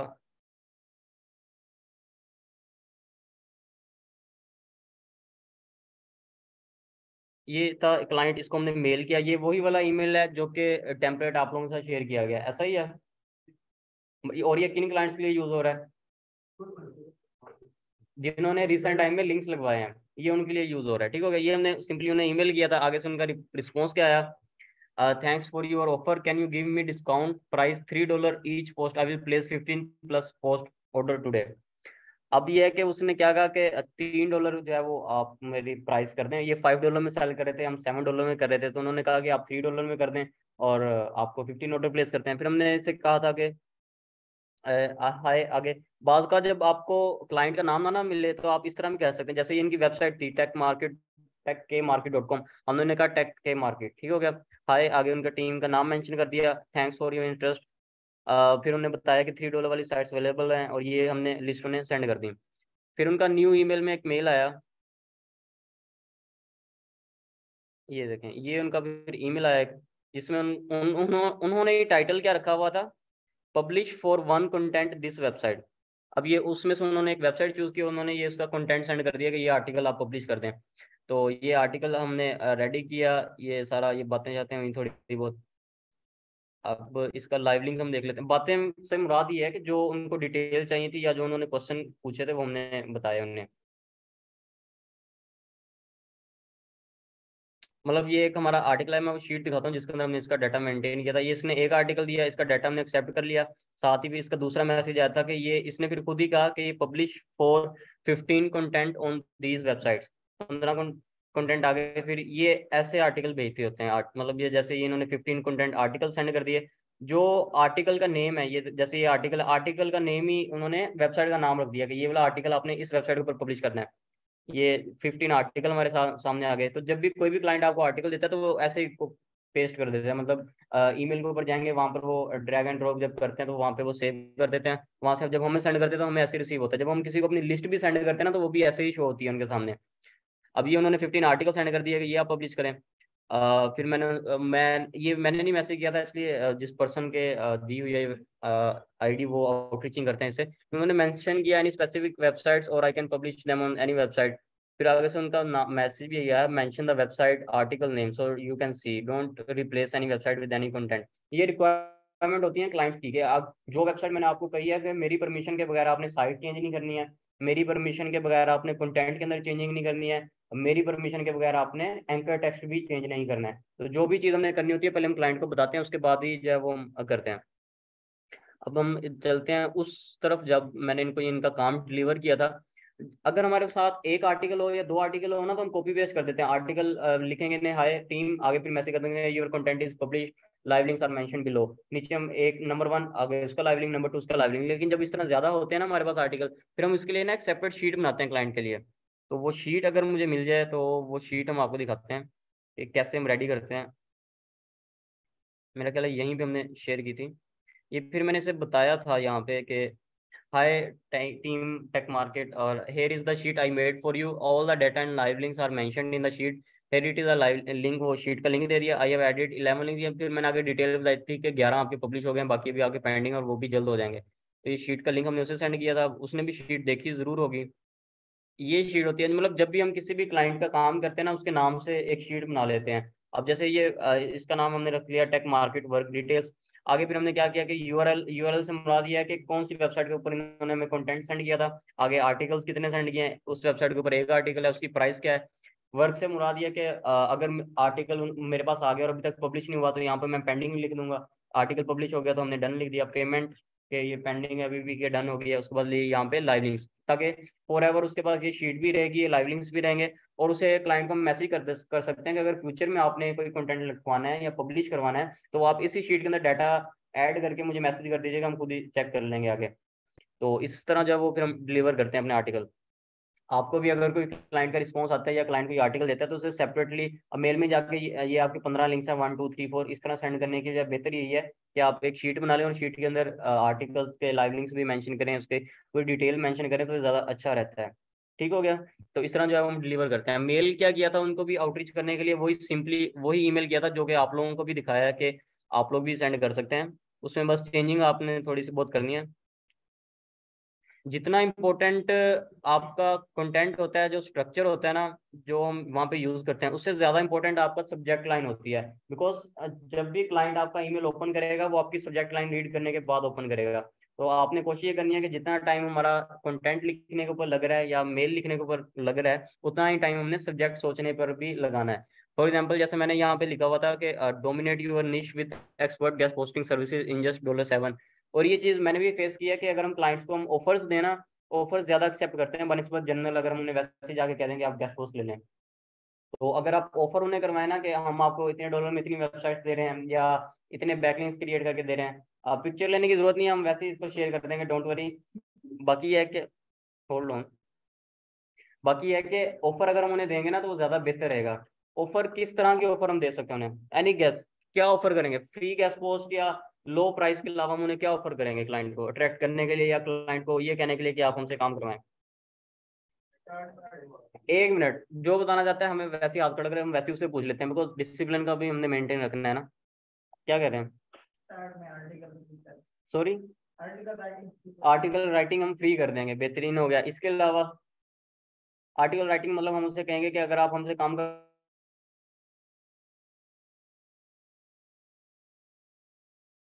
के ऑफर करके भी अट्रैक्ट कर सकते हैं। दूसरा क्या हो सकता है? एक मोस्ट इंपोर्टेंट चीज भी है इसमें, मोस्ट इंपोर्टेंट पॉइंट भी आप भूल रहे हैं। सॉरी, नो नो नहीं, हम अब बस ठीक है, ओके, हम करते हैं इसे कंटिन्यू करते हैं। इसमें हम उन्हें ऑफर करेंगे, हम आपके लिए फ्री में आउटरीचिंग करके देंगे आपको। जो भी आपकी रिक्वायर्ड कैटेगरी की साइट्स होंगी, आप उनने हमें कैटेगरी बतानी है, आगे हम खुद ही देख लेंगे। आपने सिर्फ हमें कैटेगरी स्पेसिफाई करें और we will deal with the rest.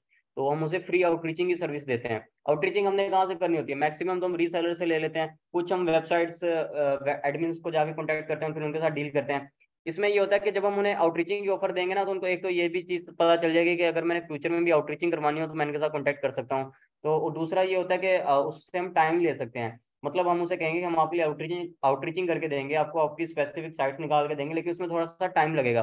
Client अगर कहे ना कि हाँ ठीक है मैं वेट कर रहा हूँ, आप ये साइट्स फाइंड करें, ये ज्यादा बेहतर होता है। इस तरह क्लाइंट कहीं और जाएगा नहीं। तो अगर हम फ्री आउटरीचिंग की सर्विस दें तो ये ज्यादा इंपॉर्टेंट रहेगा। दे सकते हैं आउटरीचिंग की सर्विस।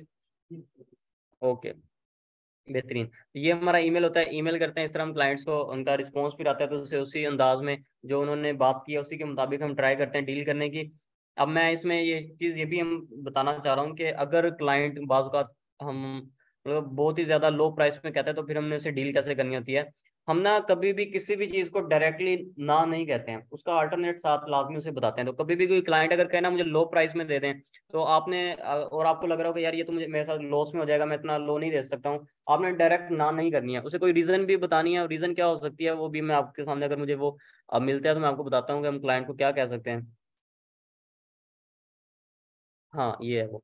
इसको भी सेम हमने वही ईमेल किया था, सिंपली जो हमने किया था सेम, हमारा टाइटल भी सेम है।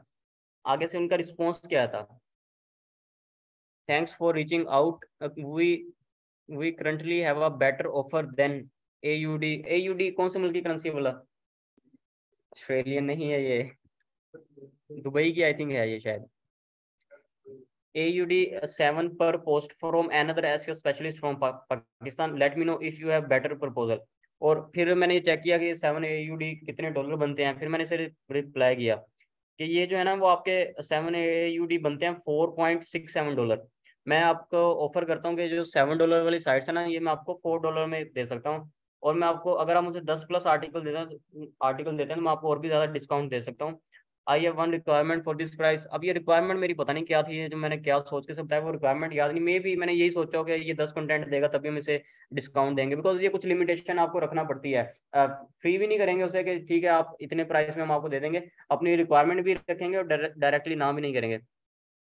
Also, I will provide you with free outreaching service. My team will outreach specific category sites for you if you want. तो फिर मैंने इसे यहाँ पे थोड़ा सा मतलब एक्सप्लेन भी कर दिया कि ये आपके इतने बनते हैं, हम आपको जो हमारी वाली वेबसाइट है इतने में दे देंगे। आगे से फिर उनका कोई रिस्पॉन्स आया था कि आप हमें प्रपोजल सेंड करें। उन्होंने फिर भी साफ मेंशन कर दिया था कि आपकी प्राइस है वो स्टिल हाई है, लेकिन फिर हमने साथ जो है उनको थोड़ा सा बताया अपने लिंक्डइन का, प्रोफाइल का, प्राइसेस का, कि ऑलरेडी रीजनेबल है। अब क्योंकि मैंने उससे एक दफ़ा पहले भी ऑफर करवा दी कि आपने जो बताया ये थोड़ा इसके मुताबिक हम आपको ये प्राइस दे सकते हैं। अगेन जब उसने बार्गेनिंग की बात की, फिर हमने उससे डायरेक्टली कहा कि जो प्राइसेस हैं वो ऑलरेडी रीजनेबल हैं, तो हम ज़्यादा जो है वो लो और प्राइस नहीं कर सकते हैं। फिर आगे से उनका मैसेज, ये प्रपोजल आया था कि आप प्रपोजल रेडी करके सेंड करें, फिर ये हमने प्रपोजल उनको एक सेंड किया था। तो इस तरह जो होता है कि अगर कभी बाज़ बात क्लाइंट हमें कहता है कि ये मेरा बजट है, इस प्राइस में आप मुझे दें ये वाली वेबसाइट, डायरेक्टली ना करने के लिए बेहतर ये है कि थोड़ा सा डिस्काउंट करके हम उसे दे सकते हैं। ना नहीं करेंगे, सर हम कहेंगे कि ये प्राइस, इसकी मार्केट में ये प्राइस चल रही है, हम ये सेल कर रहे हैं, आपको हम ये इतने प्राइस में दे सकते हैं, वो भी सिर्फ तब जब आप हमें बल्क में ऑर्डर देंगे या लॉन्ग टर्म चलने की बात करते हैं, तो इस तरह होता है। तो क्लाइंट के साथ भी जो है हमें उसी अंदाज में डील करना पड़ती है जिस अंदाज में वो हमारे साथ बात कर रहा हो। वेंडर के साथ थोड़ा सा हमारा रवैया थोड़ा सा चेंज होता है, बिकॉज वहाँ पे थोड़े से तरले भी करने पड़ते हैं लो प्राइस में डील करने के लिए, तो हमें ये सारी चीज़ें साथ लेके चलना पड़ती हैं। इस काम में ना सिंपल सा रूल ये है स्कैम से बचने के लिए, कि जो बिहेवियर वेंडर का आपके साथ है ना, वही बिहेवियर आपका आगे क्लाइंट के साथ होना चाहिए। अगर आपने वेंडर को एडवांस में पे करना है तो आप क्लाइंट से विदाउट एडवांस वर्क नहीं करेंगे। क्लाइंट वेंडर को आपने बाद में पे करना है, क्लाइंट से फिर बेशक आप बाद में ले सकते हैं। लेकिन अगर आपने एडमिन को, जो आगे हमारा वेब मास्टर है या जो वेंडर है, उसको हमने एडवांस में पे करना है, तो विदाउट एडवांस किसी भी क्लाइंट के साथ हम काम नहीं करेंगे, चाहे जितना मर्जी प्रॉफिट ही क्यों ना हो रहा हो। ये प्रॉब्लम अक्सर औकात हमने फेस किया स्टूडेंट्स के साथ, इस तरह स्कैम हो जाता था। हमने हमने जिस तरह आपको मना किया, उनको भी हम मना करते थे कि आपने इस तरह वर्क नहीं करना है, आप वेंडर को कभी भी एडवांस में पेमेंट नहीं करें। लेकिन जब प्रॉफिट ज़्यादा होता है तो डेफिनेटली, स्टार्ट में हमारे साथ भी ऐसे होता था, प्रॉफिट ज़्यादा मिल रहा होता था, हम कहते थे यार अच्छा चलो खैर है, कोई नहीं, स्कैम नहीं होगा, कर लेंगे। लेकिन इस चीज़ से हमने थोड़ा सा बचना है। वेंडर को अगर हम एडवांस में पे कर रहे हैं तो क्लाइंट से हम हर हाल में एडवांस लेंगे, अदरवाइज ये है कि क्लाइंट के साथ वर्क नहीं करेंगे, चाहे क्लाइंट जो मर्जी बातें करो, लॉन्ग टर्म चलेंगे हम, या आपको बल्क में ऑर्डर देंगे, हमने उसके साथ फिर वर्क नहीं करेंगे जब वो हमारी रिक्वायरमेंट को पूरा नहीं कर रहा है। अगर बात बात इस तरह की सिचुएशन आ जाए तो फिर आप क्लाइंट को ये कह सकते हैं कि आप हमें फाइवर के ऊपर ऑर्डर प्लेस कर दें, अपवर के ऊपर ऑर्डर प्लेस कर दें, ताकि हमारी पेमेंट सिक्योर हो जाए और आपका काम भी सिक्योर मिलेगा आपको, लेकिन विदाउट एडवांस हम वर्क नहीं करेंगे। ठीक है, ये सिंपल सा रूल है, आपने इसको लाजमी याद रखना है। ये हमारा वे होता है सिंपल सा क्लाइंट आउटरीचिंग के वाले से। इसमें मोस्ट इंपॉर्टेंट चीज़ यही होती है कि जब ब्लॉगिंग साइट आएगी तो उसके लिए कंटेंट और होगा, जो अफिलिएट साइट आएगी उसके सामने कंटेंट और होगा। फॉर एग्जांपल ये जो हमने वेबसाइट जिनको आउटरीच किया सारी ब्लॉगिंग साइट है, इनका हमने कंटेंट, मतलब इनको भी हमने जैसे रिसेंट टाइम में इन्होंने बैकलिंक क्रिएट करवाए थे, इनको हमने वहां से आउटरीच किया था। इस वजह से हमने इनको बताया कि हमने ये आर्टिकल रीड करे थे तो हमने वहां से आपको फाइंड किया। अदरवाइज कोई ब्लॉगिंग साइट आती है तो उसके लिए कंटेंट चेंज रहेगा। अफिलिएट साइट्स जो होती हैं, दो तरह से कायल कर सकते हैं, कौन कौन से हो सकते हैं वो, एनी गैस? हम आपकी जो सेल है वो इंक्रीज कर सेल्स इंक्रीज करके देंगे, दूसरा और क्या हो सकता है उसके अलावा? उसके उनको ना हम सिंपली ऑफर करेंगे। नंबर वन चीज़ तो ये है कि हम आपकी सेल्स इंक्रीज करके, अगर आप अपनी वेबसाइट पे जो आप प्रोडक्ट सेल कर रहे हैं वो चाहे अपनी करें किसी और की करें वो मैटर नहीं करता है, अगर आप इसकी सेल्स इंक्रीज करना चाहते हैं तो हमारे पास एक बेस्ट सोल्यूशन है कि आप गेस्ट पोस्टिंग के थ्रू जो है इसकी सेल्स इंक्रीज कर सकते हैं। और ये मेरे पास रेलिवेंट वेबसाइट्स हैं आपकी प्रोडक्ट के, इसके ऊपर अगर आप लिंक्स बिल्ड करते हैं तो डेफिनेटली आपकी वेबसाइट पे प्रमोशन होगी, आपकी जो प्रोडक्ट होगी उसकी सेल्स इंक्रीज हो सकती है। एक चीज़ ये होती है। दूसरा ये होती है कि हम उसे कह सकते हैं कि अगर आप अपनी वेबसाइट की सेल्स के साथ साथ डीएपीए भी इंक्रीज करना चाहते हैं, अथॉरिटी भी इंक्रीज करना चाहते हैं, तो उसका भी सोल्यूशन सेम ही है कि आप लिंक बिल्डिंग करवाएंगे तो आपका जो प्रोडक्ट की सेल्स है वो भी इंक्रीज होंगी, साथ आपकी वेबसाइट की अथॉरिटी भी इंक्रीज हो जाएगी। तो ये हम दो तरह से जो अफिलिएट साइट्स होती हैं उनको हम टारगेट कर सकते हैं। अब जो ब्लॉगिंग साइट होती है उनका सिंपल सा होता है कि हम उन्हें यही कहते हैं कि अगर आप अपने वेबसाइट के ऊपर ट्रैफिक लेके आना चाहते हैं तो उसका बेस्ट सोल्यूशन हमारे पास गेस्ट पोस्टिंग है। ठीक हो गया। एक चीज़ और आपने इसमें लाजमी याद रखनी है, चीज़ें ज़्यादा ना हो जाएं लेकिन आप कोशिश कीजिएगा कि इसको लाजमी याद रखिएगा। हम जब भी किसी भी क्लाइंट के साथ काम करते हैं, हम कभी भी उसे गारंटी नहीं देते हैं कि हम आपका कीवर्ड या आपका आर्टिकल गूगल में फर्स्ट पेज पे लेके आएंगे। ठीक है, ये जो गारंटी होती है ये सिर्फ एसईओ एक्सपर्ट्स दे सकते हैं, हम नहीं दे सकते। हम उन्हें ये कह सकते हैं कि हम आपकी वेबसाइट के ऊपर, आपके इस कीवर्ड के ऊपर, आपके इस आर्टिकल के ऊपर, आपके इस प्रोडक्ट के ऊपर ट्रैफिक लेके आ सकते हैं। गूगल में फर्स्ट पेज पर लेके आना ये हमारी रिस्पॉन्सिबिलिटी नहीं है, ये on page SEO of page दोनों कंबाइन होती हैं इसके अंदर। ठीक है, तो कभी भी हम क्लाइंट को ये गारंटी नहीं देंगे कि हम आपका आर्टिकल गूगल में फर्स्ट पेज पे लेके आएंगे। आप सिर्फ ये कह सकते हैं हम आपकी वेबसाइट के ऊपर ट्रैफिक लेके आएंगे या डीएपीए इंक्रीज कर सकते हैं, इसके अलावा हम ज्यादा उससे ऊपर नहीं करेंगे। ठीक हो गया, ये आप लाजमी याद रखिएगा। तो ये हमारा एक सिंपल सा आज का लेक्चर था जो कि गूगल क्लाइंट्स के हवाले से था। गूगल क्लाइंट्स को आउटरीच करना, उनको मेल करना, डेली का हमारा 50 का टारगेट है और कोशिश हमारी यही रहेगी कि 50 हर हाल में कंप्लीट किए जाएं। इसके अंदर जो है वो जो कॉम्प्रोमाइज़ है वो नहीं किया जाएगा अगर आपका काम कंप्लीट नहीं है, तो इस चीज़ का आपने ख्याल रखना है। अच्छा, बात इस तरह भी आपको फेस करना पड़ेगा, कि आप डिलीवर करते हैं, मेल करते हैं तो आगे ये ऑप्शन आता है डिलीवरी इनकम्प्लीट या मैसेज ब्लॉक्ड आ जाता है या डिलीवरी इनकम्प्लीट आ जाता है। तो इस तरह की सिचुएशन फेस करना पड़ती हैं। अगर इस तरह भी फेस करना पड़ा तो नो इशू, आप लोग अपना काम लाजमी कंटिन्यू रखिएगा। नेवर बाउंस का आइडिया है आपको? ओके, मतलब अगर आइडिया ना हो तो फिर तुम बात कर लेते उसके ऊपर। अगर आपको आइडिया है तो वो उसके ऊपर बात करने की जरूरत नहीं है। बाकी इसमें ये होता है कि अगर तो नेवर बाउंस आप यूज करते हैं उसमें ये होता है कि टाइम फिर हमारा थोड़ा सा ज्यादा लग जाता है, लेकिन ये है कि हमें जो ईमेल्स मिलती हैं वो हमें वैलिड ईमेल्स मिलती हैं, ज़्यादा से ज़्यादा अच्छी इनके रिप्लाई हमें मिल जाएंगे और लाजमी आएंगे। तो अगर आप नेवर बाउंस भी यूज करते हैं तो वो बेहतरीन रहेगा, लेकिन उसमें टाइम हमारा थोड़ा ज्यादा खर्च होगा। कौन सा? अभी जो है वो इस टॉपिक पे देख लेते हैं अभी हम, अगर हमारा ये काम खत्म हो गया तो एक दफा हम लास्ट में देख लें, ठीक है? अरे वो आपने बोला था लास्ट में बताएंगे प्रीमियर साइट के साथ कैसे, और प्रीमियर साइट वेंडर के साथ कैसे आउटरीच करना। एक्चुअली वो हमारा एक लेक्चर होगा आउटरीचिंग का, तो उसमें हम ये सारी चीजें डिस्कस कर लेंगे, डोंट वरी। जी ओके सर।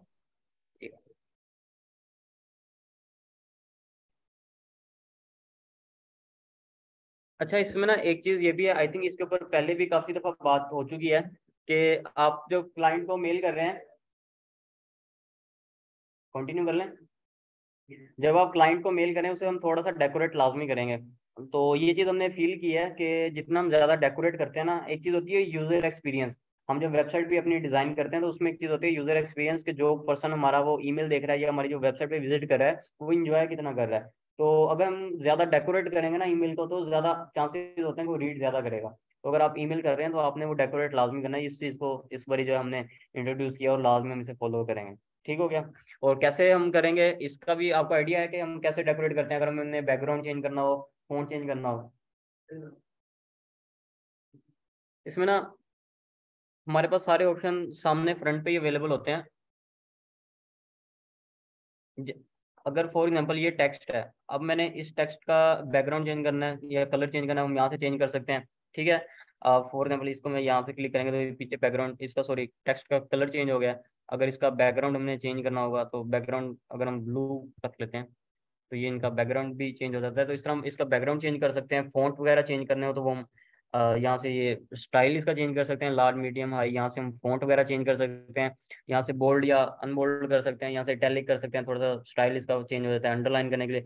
सारे चीज जितनी भी ये सीक्वेंस होता है डेकोरेट करने के लिए जो चीज़ें हैं ये फ्रंट पे ही अवेलेबल होती हैं, तो कहीं और जाने की जरूरत नहीं होती, हम यहीं से कर सकते हैं। एक दफ़ा आपको स्टार्ट में थोड़ी सी मेहनत करना पड़ेगी, एक अच्छा सा टेम्पलेट रेडी कर लें, दो तीन बल्कि टेम्पलेट अच्छे से रेडी कर लें, फिर आप उसी को ही फॉर एवर यूज कर सकते हैं। वो फिर बाद की बात होती है कि अगर उस टेम्पलेट के ऊपर रिस्पॉन्स नहीं आ रहा है, आपको लग रहा है कि जो लोग हैं मेरे ईमेल ओपन नहीं कर रहे हैं, फिर हम उसका टाइटल चेंज करते हैं, सब्जेक्ट चेंज करते हैं। ईमेल हमारी ओपन भी हो रही है और हमें रिस्पॉन्स नहीं आ रहा है, तो इसका मतलब ये होता है कि हमारा जो अंदर हमने कंटेंट लिखा हुआ है उसके अंदर प्रॉब्लम है, तो फिर हम उसको चेंज करते हैं। ठीक हो गया? तो अभी जो है वो हम वापस चलते हैं क्वेश्चन आंसर की तरफ। आपका अगर आउटरीचिंग के वाले से या क्लाइंट हंटिंग के वाले से कोई प्रॉब्लम, कोई क्वेश्चन? नहीं? हो जाएगा। तो बात ये है कि जिस तरह क्लाइंट ने आपको 15 आर्टिकल सेंड किए, लास्ट में तो नहीं कि आपके पास साइड में $2 वो $3 नहीं मिले, तो हम ऐसी साइड तो हमारे पास ना हो, हम कैसे उनके लिए क्या ना करें? सबसे पहले तो हमारे पास जो लो प्राइसिंग वाली साइट्स हम उससे वो सेंड करेंगे, और हम कहेंगे कि हमारे पास जो मिनिमम प्राइसिंग में साइट्स अवेलेबल है ना वो सिर्फ ये है। और फिर आगे उसके ऊपर होता है वो उनमें से कोई चूज करेगा तो हम वही प्राइस में सेल करेंगे। कोई और वेबसाइट चूज करता है, अगर वो हमारे पास अवेलेबल है तो हम उससे कहेंगे कि ये वाली वेबसाइट आपने चूज किया है, लेकिन जो लिस्ट मैंने आपको सेंड की थी उसमें नहीं है, लेकिन वैसे मेरे पास अवेलेबल है, लेकिन इसकी प्राइस ही है। ये चीज होती है, हम उसे सेपरेट मैसेज कर सकते हैं, नो इशू। तो सेकंड ये सबसे ज्यादा जो गूगल क्लाइंट होते हैं, जो हाई पेइंग होते हैं, वो ब्लॉग वाले होते हैं या एफिलिएट मार्केटिंग वाले होते आपको क्या लगता है कि हाई पेइंग क्लाइंट्स हमारे कौन से हो सकते हैं? एफिलिएट हो सकते हैं कि ब्लॉगर्स हो सकते हैं? हैं? एफिलिएट होते हैं। एफिलिएट हो सकते हैं। अगर कोई ब्लॉगिंग वेबसाइट ऐसी आ जाए आपके जो कि आपको रिस्पॉन्स करे, उसकी ट्रैफिक 8 मिलियन है और उसका एक कीवर्ड है या कुछ एक नया कंटेंट उन्होंने पब्लिश करवाया है, आप उसको आउटरीच करें और वो आगे से कहें चले यार इस पर्सन का मैसेज तो है, मैं इसको कहता हूँ कि ये मेरा आर्टिकल रैंक करके दे, तो उसकी 8 मिलियन ट्रैफिक है, तो उसका बजट कितना हो सकता है? यहाँ पे वो अफिलिएट अफिलिएट मार्केटर्स में कम्पीट कर पाएंगे? दोनों इक्वल होते हैं। अगर हमारे सामने ब्लॉगिंग साइट भी आ जाएगी तो उसको भी हम उतना ही सीरियस लेंगे जितना अफिलिएट मार्केटर्स को लेंगे। अफिलिएट मार्केटर्स का चांस ये होता है कि उनकी प्रोडक्ट होती है तो इस वजह से वो हमसे ज़्यादा काम करवा सकते हैं, लेकिन ब्लॉगर्स ये होता है कि अगर उन्होंने अपना कंटेंट वगैरह रैंक करना है, गूगल में फर्स्ट पेज पे लाना है या उसके ऊपर ट्रैफिक लेके आना चाह रहे हैं, तो वो सिर्फ पर्सन ढूंढते हैं रिलायबल। तो इस तरह का अगर क्लाइंट मिलता है तो बेहतरीन होता है। ये जब हमारा लिंक्डइन का लेक्चर होगा ना, तो उसमें मैं आपको एक क्लाइंट की डिटेल दिखाऊंगा कि उसकी कोई ऐसी वेबसाइट थी, ब्लॉगिंग वेबसाइट थी, उसकी भी कोई 1 मिलियन ट्रैफिक थी। उसने अपने एक उनका ना पब्लिश किया हुआ था आर्टिकल, उसके ऊपर उन्होंने ट्रैफिक लेके आनी थी। उसका बजट कितना था, आई थिंक 400 पाउंड वो कह रहा था। 400 पाउंड में आप इस वेबसाइट के ऊपर या इस आर्टिकल के ऊपर ट्रैफिक लेके आए। तो ब्लॉगर्स भी पे करते हैं आपको बहुत ज्यादा। मसला सिर्फ ये है कि हम उन्हें अच्छे अंदाज में पिच नहीं करते हैं। अगर हम उन्हें अच्छे अंदाज में आर्टिकल अपना कंटेंट सेंड करें, उन्हें अच्छे अंदाज में पिच करें, अच्छे अंदाज में ऑफर अपनी सेल करें, तो ज्यादा बेहतर भी हमें पे कर सकते हैं। तो ये डिफरेंस करना कि कौन ज्यादा अच्छा है, दोनों इक्वल हैं हमारे लिए, दोनों क्लाइंट से दोनों इक्वल रहेंगे। सर जैसे गूगल से क्लाइंट फाइंड करेंगे तो उनकी लिंक्डइन आईडी भी तो बिल्कुल कर सकते हैं, सोशल मीडिया प्लेटफॉर्म पे लाजमी कर सकते हैं। बट अगर हम वेबसाइट के थ्रू ही उनके साथ कॉन्टैक्ट करेंगे तो ज़्यादा बेहतर रहेगा। No issue. बाकी अगर उनका वहाँ पे रिस्पॉन्स नहीं आ रहा और आपको लग रहा है कि ये पर्सन डेली बेसिस पे लिंक्स भी बिल्ड कर रहा है और इसका वहाँ पे रिस्पॉन्स नहीं आ रहा है, ईमेल के ऊपर मेल किया है, फॉलो अप किया है, फिर इसका रिस्पॉन्स नहीं आ रहा है, देन आप सोशल मीडिया पे जा सकते हैं, सोशल मीडिया पे आप उनके साथ कॉन्टैक्ट कर सकते हैं। बेहतरीन रहता है ये भी।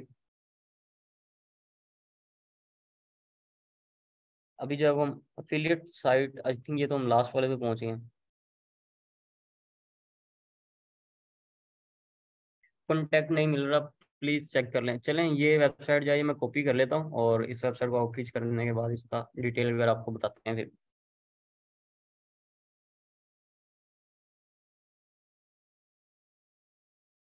जिस पे लिंक लगाओ, ये क्या आपने कोई क्वेश्चन पूछा कि आपने कोई सजेशन दिया है? ये साइट नहीं मिल रही, ऑटोमोबाइल की हेल्प कर दें प्लीज, कोई एक दो साइट प्रोवाइड कर दें। अच्छा अच्छा, आपको आई थिंक ये जब फाइवर का हमारा लेक्चर हुआ था उसमें ये चीज़ सर ने भी बताई थी कि जब हम $5 में अपनी सर्विसेज को सेल कर रहे हैं तो हम उससे ये नहीं कहेंगे कि हम $5 में प्योर वेबसाइट के ऊपर आपका कंटेंट लगा के देंगे। फॉर एग्जाम्पल अगर हमने हेल्थ की बनाई है, हम उन्हें कहेंगे कि हम जर्नल हेल्थ के ऊपर आपका कंटेंट पब्लिश करेंगे। फिर जो दूसरा हमारा होता है पैकेज होता है, उसमें राइटिंग एंड पब्लिशिंग होता है, फिर उसमें हम कहते हैं कि उसमें भी $15 प्राइस रखते हैं, उसमें हम यही कहते हैं कि राइट करेंगे और जर्नल जर्नल हेल्थ के ऊपर पब्लिश करेंगे। तीसरा जिसकी प्राइस हाई होती है, 25 होती है, 30 होती है, फिर उसमें हम कहते हैं कि हम आपको प्योर के ऊपर पब्लिश करके देंगे। तो ये इस चीज़ का जो है ना हमने ख्याल करना है कि $5 में अगर हो ना, तो हम प्योर साइट के ऊपर कभी भी कंटेंट नहीं लगा पाते हैं, बिकॉज $5 में प्योर वेबसाइट मिलती ही नहीं है। अगर कोई ऐसे आपने कंपैरिजन करना हो ना प्योर में और जर्नल में, प्योर की अगर ट्रैफिक सिर्फ 10,000 है और जर्नल की 100,000 है, फिर भी ये जो प्योर की 10,000 है, 10,000 जो है ये ज़्यादा इफेक्टिव होगी। ये इतनी ज़्यादा इंपॉर्टेंट होती है, तो इंपॉर्टेंट होने के साथ साथ इस वजह से इनकी प्राइस बहुत ज़्यादा हाई होती है। तो जो प्योर साइट्स होती हैं वो $5 में फाइंड करना ऑलमोस्ट इम्पॉसिबल होता है। अगर तो सिर्फ उसकी सूरत में कि आप जो है वो उनके साथ दोस्ती कर लें एडमिन के साथ, तो फिर हो सकता है। आज का लेक्चर किस टॉपिक पे हो रहा है? क्या बात है, ये आपने 221 का आपने क्वेश्चन पूछा है। कोई बात नहीं। एक्चुअली वो खुद कांटेक्ट नहीं करते हैं, हमें ही उनके साथ कांटेक्ट करना पड़ता है, लेकिन हमें मार्केट से मिल जाते हैं ऐसे रीसेलर्स या ऐसे एडमिन मिल जाते हैं जिनकी अपनी पीबीएन वेबसाइट्स होती हैं। बाकी अगर अगर ना मिल रही हो तो मैसेज कर दीजिएगा। आई थिंक हमारे पास भी कोई एक लिस्ट है वैसे जिसके अंदर पीबीएन साइट्स अवेलेबल हैं, तो वो भी हम यूज़ कर सकते हैं।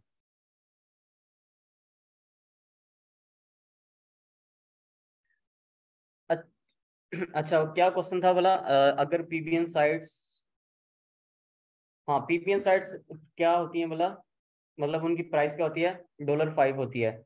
यहाँ पे आप ये भी तो सोच सकते थे कि $5 में अगर हमने क्लाइंट को देना है, तो लाजमी तो नहीं है कि हम पीपीएन साइट्स उन्हें ऑफर करें। जो हमारे पास वैसे जनरल $5 में साइट्स आती हैं जिनका स्पैम स्कोर लो होता है, डीएपीए भी सही होता है, ट्रैफिक भी हो या ना हो मैटर नहीं करती है, स्पैम स्कोर कम हो, तो जो जनरल $5 में साइट्स होते हैं, क्या हम वो नहीं सेल कर सकते क्लाइंट्स को? बिल्कुल कर सकते हैं, कोई इशू नहीं है।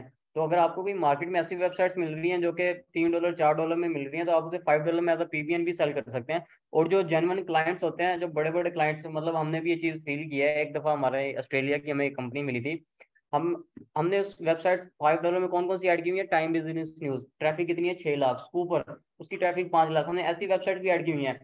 क्लाइंट ने सिर्फ प्राइस देखी है $5, वो आगे से कहता है आप लोग स्कैम कर रहे हो, ये सारी आपके पास स्पैमी वेबसाइट्स हैं, पीबीएन वेबसाइट्स आप सेल कर रहे हो, मुझे अच्छी वाली साइट्स दो।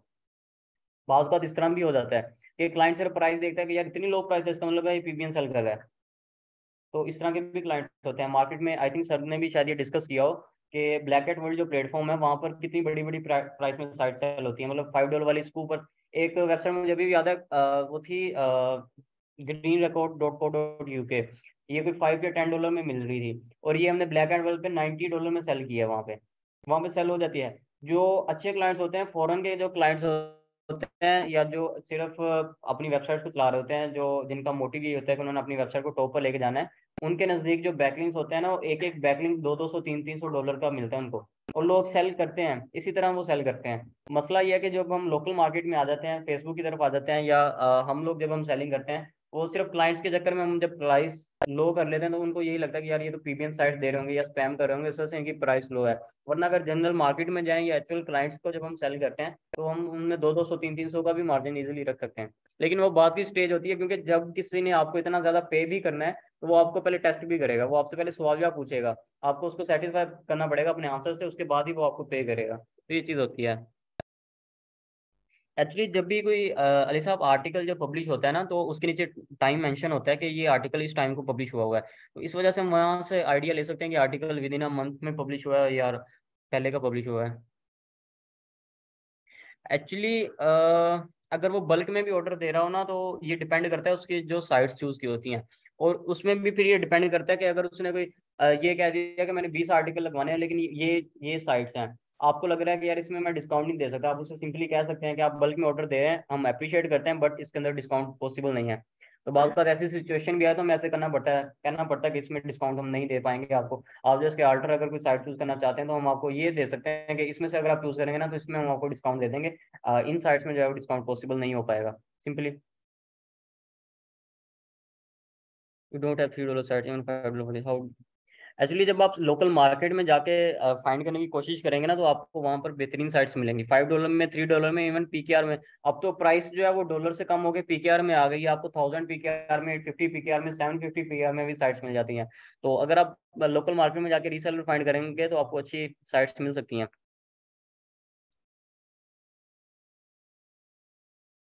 प्रपोजल सेंड करने का क्या मतलब? प्रपोजल से मुराद यही होता है कि क्लाइंट को जो आप पिच कर रहे हो या क्लाइंट को जो मैसेज कर रहे हो, उसे हम प्रपोजल भी कह सकते हैं। तो मतलब जो ईमेल का कंटेंट होता है, जो ईमेल के अंदर हम स्ट्रक्चर लिखते हैं, वो उसको हम प्रपोजल भी कह सकते हैं। सेम चीज़ है वो। लेके भाग एक्चुअली वेंडर कभी भी भागता नहीं होता है।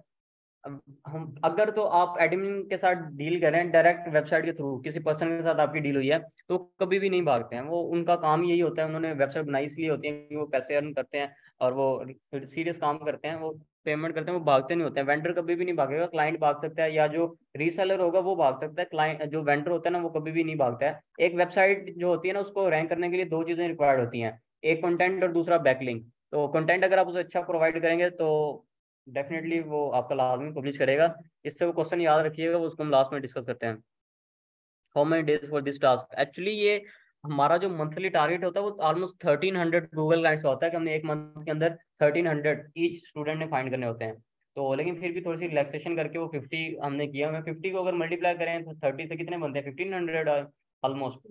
तो इसमें 30 डेज नहीं ना होते। मसला ये है कि संडे भी बीच में आ जाता है, तो संडे हम कम करेंगे, 4 दिन हम कम कर लेंगे, तो 50 इनफ है। तो 1300 क्योंकि हमने मंथ में कंप्लीट करने होते हैं, तो इसके ऊपर जो है वो इस वजह से हम कॉम्प्रोमाइज़ नहीं करते हैं, ना ही हम टास्क में कोई रिलैक्सेशन देते हैं। और ये चीज़ लाजमी याद रखिएगा कि इंटर्नशिप के दौरान जो है वो Google client most important client होंगे। ये बाकी काम अगर पूरा हो या ना हो, लेकिन ये वाला काम हर हाल में आपका पूरा होना चाहिए। कोई चीज़ समझ नहीं आ रही है ना, तो सिर्फ गूगल क्लाइंट्स के लिए ये है कि ये सिर्फ आज का टाइम है आपके पास, और वो भी यहाँ पे 4 बजे तक का। क्योंकि कोई चीज़ समझ में नहीं आ रहा है, निकालने में प्रॉब्लम आ रही है, वो आप शेयर करें, वो रिजोल्व करते हैं। कल से जब वो डेली रेगुलर बेसिस पे 50-50 लाजमी काम चेक होगा। ठीक हो गया? एक्चुअली ये जो स्पैम में ईमेल जाने से कैसे बचा जाए, इसका ये होता है कि आप जो ईमेल करें ना, 10-12 क्लाइंट्स को ईमेल कर लें, देन फिर अपने ही ईमेल के ऊपर कोई ईमेल करके आप उसको रिप्लाई कर लें, तो आप स्पैम से बच सकते हैं। इसमें ना ये चीज़ें होती हैं कि अगर हम वेंडर्स के लिए जो डिफरेंट ईमेल आईडी यूज़ करते हैं, क्लाइंट के लिए डिफरेंट यूज़ करते हैं। वेंडर्स का तो चलें ये होता है ना कि उनका रिस्पॉन्स आ जाता है, तो कोई एक आधा पर्सन हमें रिपोर्ट भी कर दे, तो वो हमारी स्पैम में नहीं जाती है। गूगल क्लाइंट का प्रॉब्लम ये होता है कि उनका रिस्पॉन्स थोड़ा सा कम आता है। तो अगर उनमें से कोई ओपन, एक तो ओपन नहीं कर रहे हैं, ओपन कर रहे हैं रिस्पॉन्स नहीं कर रहे हैं, किसी ने ओपन करके आगे रिपोर्ट, एक दफ़ा भी स्पैम रिपोर्ट कर दिया तो वो हमारी स्पैम में जाना स्टार्ट हो जाएगी। फिर उसका यही होता है कि हम अपनी ही कुछ ईमेल्स के ऊपर मेल करते हैं, फिर रिप्लाई करते हैं, रिपोर्ट नोट टू स्पैम करते हैं, तो उससे हम स्पैम से भी बाहर आ सकते हैं। और ये होता है कि अगर आपने इसे वार्म अप नहीं किया हुआ तो वार्म अप लाजमी कर लें इसको। उसके बाद ये होगा कि 10 ईमेल क्लाइंट के ऊपर है, उसके बाद 2 ईमेल अपनी ही आईडी के ऊपर करके वहां से रिप्लाई ले लें, तो ये एक वार्म अप भी साथ साथ चलता रहता है। वार्म अप से याद है कि जो हमारा वार्म अप एक टूल था जीएमएस, वो तो भी नहीं चल रहा है, मतलब उन्होंने अपना वो पेड कर दिया, मतलब फॉलो अप करने, सॉरी, वार्म अप करने वाला उन्होंने पेड कर दिया। कौन सा टूल यूज कर रहे हैं आजकल आप अपनी ईमेल को वार्म अप करने के लिए? एक मिनट जी, उसके अलावा कोई और ऑप्शन? snow.io का पता है आपको? फ्री में snow.io वैसे पेड है, लेकिन उसके ऊपर आप ऑलमोस्ट 3 ईमेल्स अपनी वेरीफाई कर सकते हैं, वार्म अप कर सकते हैं। तो snow.io को एक्सप्लोर कीजिएगा, उसमें काफ़ी चीज़ें सीखने को मिलेंगी। Sorry, SNOV.io।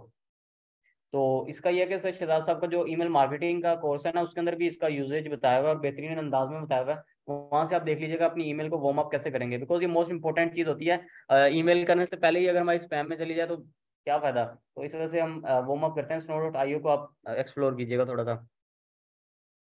एक्चुअली जो टेम्पलेट है ना, वो ऑलरेडी शेयर कर दिया गया था ग्रुप में। जो दूसरे टेम्पलेट्स हैं ना, वो आपने खुद रेडी करने हैं। कौन से वाला, जो ब्लॉग अफिलिएट मार्केटर्स को हमने सेल करने हैं, क्योंकि ये जो हमने आपके साथ शेयर किया हुआ है ना, ये उन क्लाइंट्स के लिए जिन्होंने रिसेंट टाइम में लिंक्स लगवाए हुए हैं। तो अगर आप एफिलिएट मार्केटर्स को आउटरीच करते हैं तो उनके लिए फिर आप एक सेपरेट रेडी करेंगे, जिसमें आप उन्हें बताएंगे कि हम जो है वो आपकी प्रोडक्ट से काफ़ी इंस्पायर्ड हैं, अगर आप उसकी सेल्स वगैरह इंक्रीज करना चाहते हैं तो उसका हमारे पास एक सोल्यूशन है। एक्चुअली इसका इमरान साहब इसका आंसर हो चुका है, नो इशू। इसका आंसर वैसे भी अगेन नहीं हम करेंगे। तो कैसे पहचानेंगे? एक्चुअली अगर तो कोई वेबसाइट उसके ऊपर सेलिंग हो रही है, मतलब प्रोडक्ट सेल हो रही है। अब ना वैसे जितनी भी साइट्स जिनके ऊपर प्रोडक्ट सेलिंग हो रही है, हम उनको अफिलिएट साइट नहीं कहते हैं। अफिलिएट साइट सिंपली वैसे वही होती हैं जिनके ऊपर अमेजोन के, अलीबाबा के, इनके लिंक्स लगे होते हैं, उनको हम अफिलिएट कहते हैं। लेकिन यहाँ पे हम अफिलिएट से मुराद ये होता है कि ओवरऑल वो वाली वेबसाइट जिनके ऊपर सेलिंग हो रही है उसे हमने अज्यूम किया हुआ है। तो बाद ऐसी वेबसाइट भी होती हैं जो कि अपनी ही प्रोडक्ट सेल कर रही होती हैं, वो अफिलिएट साइट नहीं होती हैं। कुछ ऐसी वेबसाइट्स भी होती हैं जो कि सर्विस दे रही होती हैं। सर्विस से मुराद ये है कि फॉर एग्जाम्पल कोई ट्रांसपोर्टेशन की आपके सामने वेबसाइट आ गई है जो कि पैसेंजर्स को एक जगह से दूसरी जगह लेके जाती है, इस तरह की साइट को हम सर्विस साइट कहते हैं। तो ये डिफरेंट टाइप्स होती हैं। तो अफिलिएट साइट से हम ओवरऑल कहते हैं कि अगर किसी भी वेबसाइट के ऊपर सेलिंग हो रही हो ना, हम अपने लिए उसे कह देते हैं कि वो अफिलिएट साइट है। How to trap guest posting clients social dot medium. ये क्या, आपका ऊपर वाला तो क्वेश्चन चले ठीक है, नीचे वाला social client social dot medium, इसका मतलब थोड़ा सा अगर आप समझा देना। ये तो सिंपल सी चीज़ है, ये तो काम ही यही है कि हमने क्लाइंट्स को रिजल्ट्स देने हैं साथ, या उसे अपने फीचर्स बताएंगे कि हम आपको ये काम करके देंगे। ये एक किस्म का यूं ना, ये नहीं है कि हमने क्लाइंट को फंसाना है, ये नहीं है, सिंपल सी चीज़ है कि हमने उसे अपनी सर्विस सेल करनी है। कैसे सेल करेंगे? अपनी एक्सपर्टीज बता के, अपने फीचर्स बता के, अगर पास्ट वर्क है वो दिखा के, पोर्टफोलियो है तो वो दिखा के हम सेल करेंगे। ये ट्रैप नहीं है, ये एक जेन्युइन वर्क है जो कि हम कर रहे हैं क्लाइंट्स के लिए। इससे क्लाइंट्स को भी फायदा होता है। एक्चुअली ये अगर आपने $3 या $5 की साइट्स फाइंड करनी है ना, तो वो ये इस तरह वाली वेबसाइट्स आप कभी भी डायरेक्ट एडमिन से नहीं ले सकते हैं। $3 या $5 कभी भी एडमिन नहीं देता है। ये आपको रीसेलर ही ढूंढने पड़ते हैं जो कि जिनकी आगे डील होती है ऑथर्स के साथ, तो वो हमें प्रोवाइड कर सकते हैं। इसके लिए हम लोकल मार्केट फेसबुक का सहारा लेते हैं कि वहाँ से हमें लो प्राइसिंग में साइट्स मिल जाती हैं।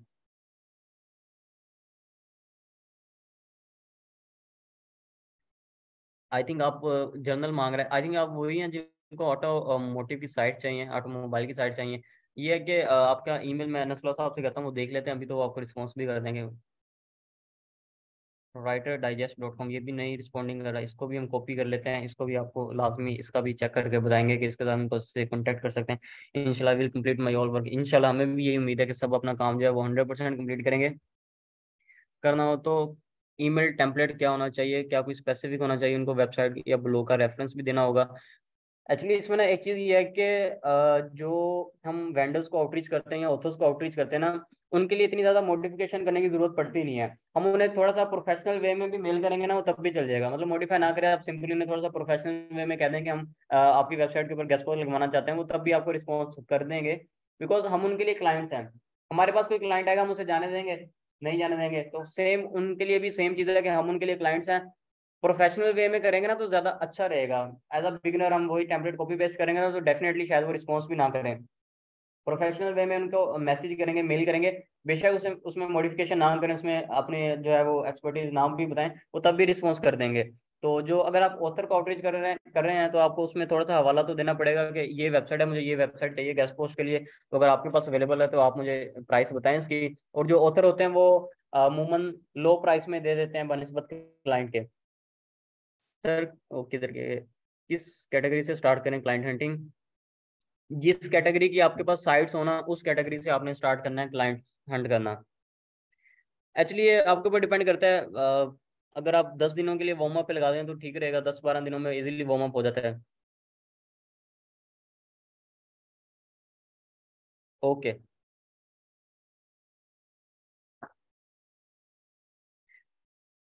एक्चुअली वेंडर्स में जो है ना हम ज़्यादा टाइम दे नहीं सकते हैं। अगर हमने वेंडर्स के लिए टाइम दे दिया ना तो हमारे पीछे क्लाइंट्स के लिए टाइम नहीं रहेगा। तो वेंडर से ज़्यादा इंपॉर्टेंट जो हमारे पास क्लाइंट्स हैं। अब ना ये भी एक जनरल सी चीज़ है, एक फैक्ट है, नो इशू के जब तक हम अर्न ना कर लेना कुछ हम प्रॉपर यकीन नहीं कर सकते हैं। या पेरेंट्स को सेटिस्फाई करना, जिन्होंने फीस पे की हो उनको सेटिस्फाई करने के लिए हमें कुछ ना कुछ जो है वो इन रिटर्न में देना पड़ता है अर्न करके। तो इस वजह से अगर हम वेंडर्स के पीछे जाएंगे ना तो वेंडर्स से हमें रिजल्ट्स नहीं मिल पाएंगे। वेंडर्स, हमारा डाटा बैंक इंक्रीज होता है, हमारी अथॉरिटी बिल्ट होती है, लेकिन हमें रिजल्ट्स नहीं मिल पाते हैं। रिजल्ट्स हमें कहाँ से मिलेंगे? जब हम क्लाइंट्स के ऊपर काम करेंगे, क्लाइंट्स मिलेंगे, क्लाइंट्स का हम काम करके देंगे। तो अगर अभी आपके पास वेंडर्स नहीं भी है ना तो जो इंस्टीट्यूट ने दिए हैं वो यूज़ कर सकते हैं। या आप मार्केट से कुछ टाइम स्पेसिफाई कर लें कि एक दिन 2 दिन आपने सिर्फ फेसबुक के ऊपर सेलिंग करनी है या वहाँ पे वेंडर्स को आपने आउटरीच करना है। तो वहाँ पे आपको काफ़ी रीसेलर मिल जाएंगे जिनकी अपनी वेबसाइट्स होंगी। फिर कोई ट्रस्टेड सा रीसेलर जिसके पास अच्छी साइट्स भी हो उसको अपनी लिस्ट में ऐड करके सेलिंग स्टार्ट करें। वेंडर्स भी इंपॉर्टेंट होते हैं, लेकिन क्योंकि जब तक हमारे पास एक तो टाइम लिमिटेशंस काफ़ी होती हैं। अब जैसे यहाँ पे हमारे पास 1 मंथ है और अगर हम 15 दिन वेंडर्स के ऊपर दे दें और 15 दिन क्लाइंट्स के ऊपर तो इतना खास रिजल्ट मिलेगा नहीं बनिस्बत इसके कि जब हम 30 डेज ही क्लाइंट्स के लिए रखेंगे। तो इस वजह से जो है वो हम वेंडर्स के लिए ज़्यादा टाइम दे नहीं सकते हैं। वेंडर्स आपकी पर्सनल चॉइस के ऊपर है कि आप आउटरीच करना चाहते हैं तो ज़रूर करें, बहुत ही बेहतरीन चीज़ है। लेकिन यह है कि हमारा जो फोकस रहेगा वो कंप्लीट क्लाइंट की तरफ ही रहेगा। अपना इसमें एक चीज़ यह है कि आउटरीचिंग आप लाजमी सीखिएगा। जिस तरह जो गेस्ट पोस्टिंग एक स्किल है, आउटरीचिंग भी एक स्किल है। अपवर्क के ऊपर ऐसी जॉब पोस्ट आपको मिलेंगी जहाँ पे जो कंपनीज होती हैं स्पेशल फ्रीलांसर्स को हायर करती हैं जिनको आउटरीचिंग करना आता हो, वेब मास्टर्स के साथ डील करना आता हो, वेंडर्स के साथ बात करना आता हो। तो ऐसे पर्सन को वो हायर करते हैं अपने पास, मंथली बेसिस पे वो आपको पे करते हैं। तो अगर आपको आउटरीचिंग करना आती हो, आउटरीचिंग आप सीख जाएं, एक्सपर्ट बन जाएं थोड़े से, तो आप इस तरह की जो हमारे सामने ऑफर्स आएंगी आउटरीचिंग की वहां पर भी बिड्स कर सकते हैं। कल को हम फाइवर के ऊपर गिग्स बना सकते हैं कि अगर आप आउटरीचिंग चाहते हैं तो हम आपको आउटरीच करके दे सकते हैं। तो आउटरीचिंग जो है ना ये मस्ट होती है, चाहे वो क्लाइंट की सूरत में हो चाहे वेंडर्स की सूरत में हो, हमें बातचीत करना आना चाहिए। सीबीडी क्या था? सीबीडी के बारे में भी बात कर लेते हैं, डोंट वरी।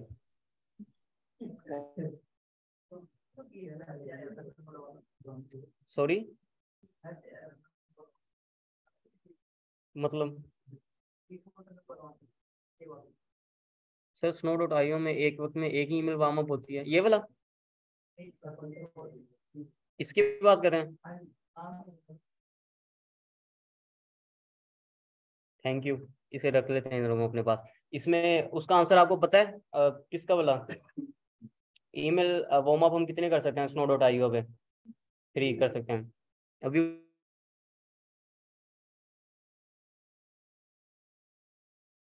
एक्चुअली नहीं, ये भी एक स्पेसिफिक कैटेगरी है, रियल एस्टेट भी एक स्पेसिफिक कैटेगरी है।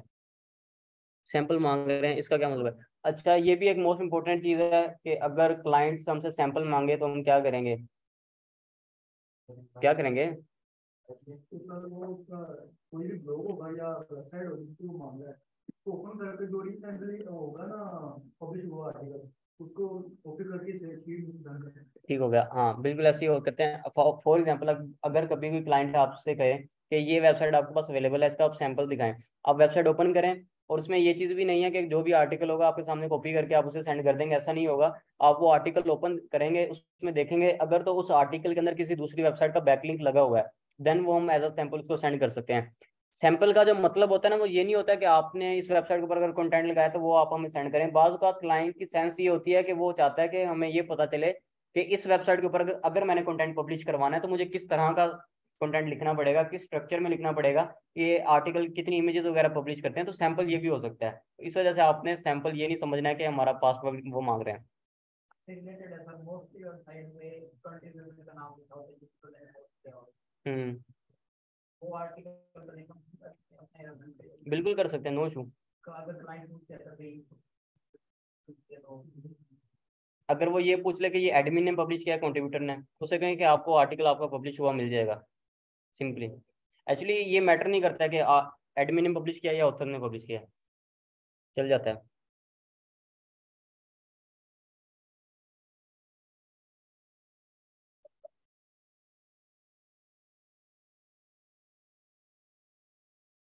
चलें ठीक है, कोशिश करेंगे इंशाल्लाह, अल्लाह ने अगर मौका दिया तो ज़रूर। बट ये है कि जो हम यहाँ पे डील कर रहे हैं, ये संभालना बड़ा मुश्किल हो गया है।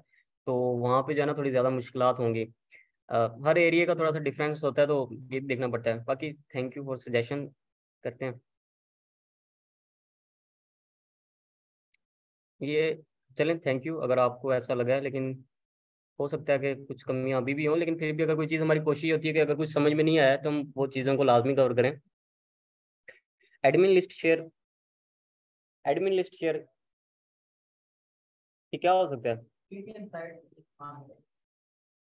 कौन सी साइट? अगर पीपीएन की अमार साहब, अगर आप पीपीएन की ये बात कर रहे हैं तो वो मैं देखता हूँ, अगर मुझे मिलती है लिस्ट, में ग्रुप में शेयर कर देंगे, डोंट वरी। साथ में जो उनका एग्जैक्ट होगा ना एडमिन वगैरह, उसकी डिटेल भी दे देंगे, ताकि अगर आपको कोई ऑफर आता है तो आप उनके साथ डायरेक्टली कांटेक्ट कर लें। आप जो है वो आपको बार बार इधर ना आना पड़े। उस्मान साहब, अगर आप मैसेज कर दें ना तो वो ज़्यादा बेहतर रहेगा बनस्बत ये मैसेज के ना। काइंडली थोड़ा सा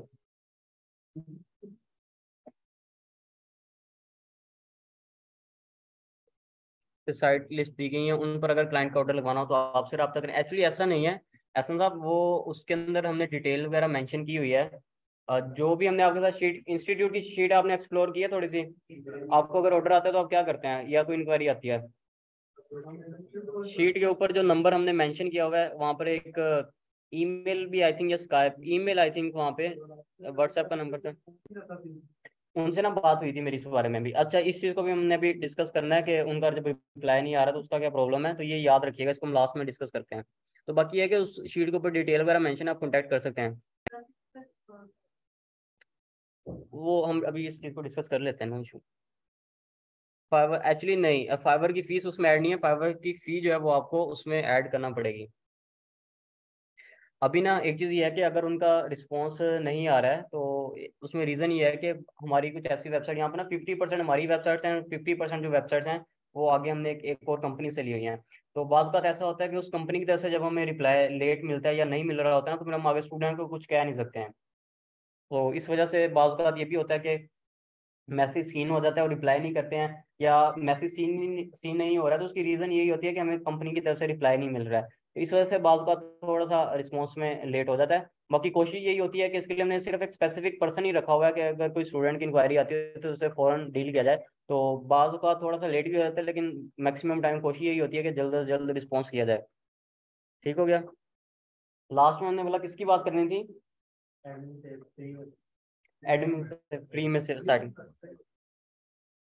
हम जो बड़ी साइट्स होती हैं, कोई भी मतलब प्रीमियम साइट की बात नहीं, मतलब कि कोई ऐसी वेबसाइट जिसकी ट्रैफिक 1 मिलियन है, 100 के से अबव है, हमने उसके साथ डील करनी है, फ्री में करनी है, तो कैसे कर सकते हैं? या अगर कोई नॉर्मली वेबसाइट क्यों ना हो, मतलब जिसकी 10,000 15,000 ट्रैफिक है, अगर उसके साथ हमने फ्री में डील करनी हो तो हम कैसे कर सकते हैं? उससे हम क्या प्रोवाइड करें, या क्या उसे कहें कि वो हमसे फ्री में डील करें? आई थिंक ये इसके बारे में मैंने पहले बताया थोड़ा सा। नो, गैस पोस्ट एक्सचेंज नहीं, आप हैं?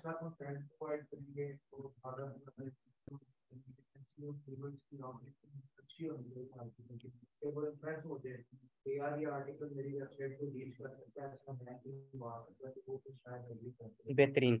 सिर्फ ये एक सेंस होती है हमारे पास, अगर हमने किसी भी वेंडर के साथ फ्री में डील करना हो तो हम उसे कंटेंट के ऊपर कहते हैं। मैंने जैसे बताया था कि वेबसाइट के लिए मोस्ट इंपॉर्टेंट चीज़ें दो होती हैं, कंटेंट होता है और बैकलिंक्स होते हैं। तो कंटेंट अगर हम ये वेंडर को ऑफर करें कि हम आपको बेहतरीन कंटेंट प्रोवाइड करेंगे, ऐसी ऑप्टिमाइज कंटेंट होगा, ठीक है, उसके अंदर आप 5-6 इमेजेस भी यूज़ करेंगे, उसकी वर्ड्स लिमिट उसे बताते हैं, फिर कुछ सब्जेक्ट आइडियाज भी बताते हैं जो कि रेलिवेंट होते हैं उनकी अपनी वेबसाइट के, और गूगल में ट्रेंडिंग पे होते हैं, उनके ऊपर जो है वो सर्च वॉल्यूम उनका ज़्यादा होता है, उनकी कीवर्ड डिफिकल्टी थोड़ी सी कम होती है। आप उनको वो पॉइंट्स बताते हैं कि ये मेरे पास पॉइंट्स हैं, इनके ऊपर मैं कंटेंट लिख सकता हूँ, ऐसा कंटेंट लिख सकता हूँ, ऐसी ऑप्टिमाइज कंटेंट होगा, जैसा कि मैंने पहले भी बताया। लेकिन फिर आप लास्ट में मैसेज कर देते हैं, टाइप कर देते हैं कि ये मैं आपको कंटेंट प्रोवाइड करूंगा, इसके अंदर मेरा लिंक भी होगा, आप इंटरनल लिंकिंग भी कर सकते हैं उसके अंदर। आप अगर आप बड़ी वेबसाइट को लिंक देना चाहें फॉर बिजनेस इंसाइडर, उनको भी लिंक दे सकते हैं, लेकिन मैं इस चीज़ का आपको पे नहीं कर सकता हूँ बिकॉज मेरे पास पैसे नहीं है। सिंपली आप उन्हें कहेंगे ना, वो आपको कंटेंट की बेस के ऊपर फिर कहेंगे ठीक है अगर आप हमें इस तरह का कंटेंट देंगे, हम पहले उसे रिव्यू करेंगे, एक दफ़ा अपने पास रीड करेंगे, अगर हमें अच्छा लगा तो हम पब्लिश करेंगे। फिर आप कंटेंट राइट करके उनको सेंड करते हैं, और वो अगर उन्हें अच्छा लगता है तो वो फ्री में पब्लिश भी कर सकते हैं।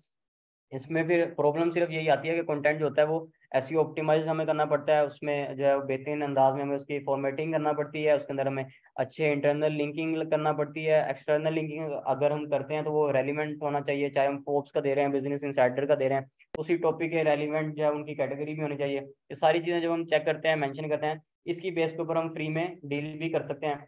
और आपको पता है कि अगर हम इस तरह कोई सेटिस्फाई करने में कामयाब हो जाएं तो हमें फ्री में जो गेस्ट पोस्ट मिलती है, हमें किन किन वेबसाइट से मिल सकती हैं?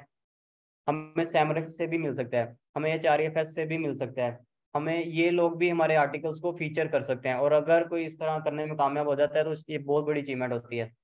तो अभी फिलहाल हम सैमरस या HRFS उनकी तरफ नहीं जाएंगे, स्टार्टिंग में हम सिर्फ ये नॉर्मल वेबसाइट्स की तरफ रहेंगे, जहाँ पे हम बाकी वेंडर्स को भी आउटरीच करें। कोशिश ये कीजिएगा कि हफ्ते में एक आधा दिन ऐसा भी रखिएगा जिसमें ट्राई आप ये कीजिएगा कि फ्री में आपने डील करनी है किसी भी वेंडर के साथ। उसके लिए अच्छा सा टेम्पलेट रेडी कीजिएगा, उसके लिए कुछ अगर आपके जहन में कोई आर्टिकल के हवाले से कोई चीज़ें हों वो भी साथ लाजमी मेंशन कीजिएगा। और अगर आप फ्री में उसे सेटिस्फाई कर लेते हैं तो वो आपको फिर फॉर एवर फ्री में जो कंटेंट पब्लिश करने की एक्सेस दे सकता है, तो वो बहुत ही बेहतरीन चीज़ हो सकती है हमारे लिए।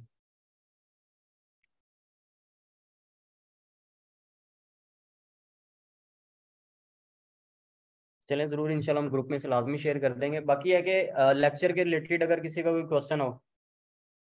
नथिंग, समझ में सब कुछ सबको आ गया समझ? सर काम सीबीडी क्या होता है?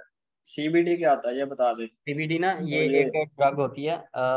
हेम्प का जो पौधा होता है ना, उसके अंदर एक कुछ एलिमेंट्स होते हैं, नशावर कुछ एलिमेंट होते हैं। उनको जब हम निकालते हैं ना तो लास्ट में हमारे पास एक ऑयल की तरह के ना कुछ एलिमेंट बच जाता है। उस ऑयल के ऊपर जो हम कंटेंट लिखते हैं और वो पब्लिश करते हैं वो CBD में आता है। तो इसकी जो प्राइस होती है वो अमूमन हाई होती है प्राइस, तो इसको जो है वो हम CBD भी कंसिडर करते हैं और पब्लिशिंग भी कर सकते हैं। कैनाबीज भी इसे कहते हैं, इसका जो पूरा वर्ड है कैनाबीज हम इसे कहते हैं। तो ये चीज़ होती है, मतलब कि जी हेम्प का जो एलिमेंट होता है उसके अंदर से नशावर चीज़ों को जब हम निकाल देते हैं, एलिमेंट को निकाल देते हैं, तो लास्ट में हमारे पास एक एलिमेंट बच जाता है जो कि ऑयल के फॉर्मेट में होता है, ऑयल के स्ट्रक्चर में होता है। तो हम उसको जो है उसके उसके ऊपर जो भी डिटेल लिखते हैं, या उस पौधे के ऊपर जो है उस फ्लावर के ऊपर कोई हम डिटेल लिखते हैं, उसको हम पब्लिश करते हैं, तो वो आर कार्ड CBD पोस्ट। ठीक। और ये एसईओ क्लर्क क्या होता है? क्लर्क क्या होता है? SEO क्लर्क्स भी जो है वो एक प्लेटफॉर्म है, जैसे फाइवर, अपवर्क, इसी तरह SEO क्लर्क्स भी है, लेकिन वो हम लास्ट में बात करेंगे। वो जो प्लेटफॉर्म है हमारी असाइनमेंट में शामिल नहीं है, तो उसके ऊपर हम इतनी ज़्यादा बात करेंगे नहीं। जी सर, अच्छा, ओके ठीक है। ओके जी, थैंक यू। अभी जो है वो हम थैंक इंटर्नशिप के हवाले से थोड़ी सी बात कर लेते हैं। इंटर्नशिप में जो है वो 3 से ज़्यादा छुट्टियां अलाउड नहीं है। अगर आप 3 से ज़्यादा छुट्टियां कर रहेंगे तो आपकी इंटर्नशिप एक्सपायर कर दी जाएगी। और इस चीज़ के ऊपर ना बहुत सख्ती से जो है वो फॉलो किया जाता है इस चीज़ को, बिकॉज हमें यहाँ पे वही स्टूडेंट चाहिए होते हैं जो कि सीरियसनेस के साथ काम कर रहे हैं, बिकॉज हमें रिजल्ट चाहिए होते हैं। आप अगर कामयाब होते हैं ना तो इसके साथ इदारे की रेपुटेशन भी साथ अटैच होती है। तो और हमें रिजल्ट चाहिए होते हैं। अगर आप ज़्यादा छुट्टियां भी करें, बिकॉज हमारे पास वैसे 27 डेज बचते हैं, बिकॉज संडे दरमियान से हम अगर स्किप कर दें, और सैटरडे वैसे ऑफ होता था, सैटरडे भी अभी हमने ऑन किया है बिकॉज हमें रिजल्ट से ज़्यादा बेहतरीन अंदाज में चाहिए। तो इस वजह से छुट्टियां जो है वो 3 अलाउ हैं। 3 से ज़्यादा छुट्टियां करने पर आपकी इंटर्नशिप जो है वो एक्सपायर कर दी जाएगी। तो ये आपने ख्याल रखना है। अगर आप छुट्टी कर रहे हैं, आप किसी भी मॉडरेटर को मैसेज कर दें कि ये रीज़न है इसकी वजह से नहीं आ रहे हैं, या आप हमें ईमेल कर दें तो ज़्यादा बेहतर रहेगा। बता के छुट्टी करेंगे तो हमें भी आइडिया होगा, लेकिन विदाउट इन्फॉर्म किए अगर आप छुट्टियां करेंगे तो 3 से ज़्यादा अलाउ नहीं की जाएंगी। ठीक हो गया? तो बाकी है कि इंटर्नशिप के जो असाइनमेंट पेपर हैं वो अभी आप सबको प्रोवाइड कर दिए जाएंगे। अभी हमारे पास ऑलमोस्ट 45 मिनट्स हैं। आज का जो हमारा टास्क है वो है कि आपने ईमेल टेम्पलेट रेडी करना है अफिलिएट मार्केटर्स के लिए। ठीक हो गया? वो बैठ के ईमेल टेम्पलेट रेडी करें, जाने से पहले वो सब स्टूडेंट्स का जो टेम्पलेट है वो चेक किया जाएगा। ओके जी, चलें जी, अपना काम स्टार्ट करें। तब तक ऑनलाइन स्टूडेंट्स का अगर कोई क्वेश्चन है तो हम वो देख लेते हैं। सर मेरा एक क्वेश्चन है, कर सकता हूँ आपसे? एक्चुअली मैसेज करते हैं, एक्चुअली यहाँ पे क्लास में थोड़ा शोर है, तो अगर आप अच्छा मैसेज कर देंगे तो ज़्यादा इजी रहेगा मेरे लिए। एक्चुअली ना यूट्यूब है और ना ही वीडियो एडिटिंग, इनका कोर्स नहीं करवाते हैं। सिंपली जो है वो इनफ है, जो हमारा कोर्स हो रहा है जीपीओ भी एसईओ का, यही इनफ है।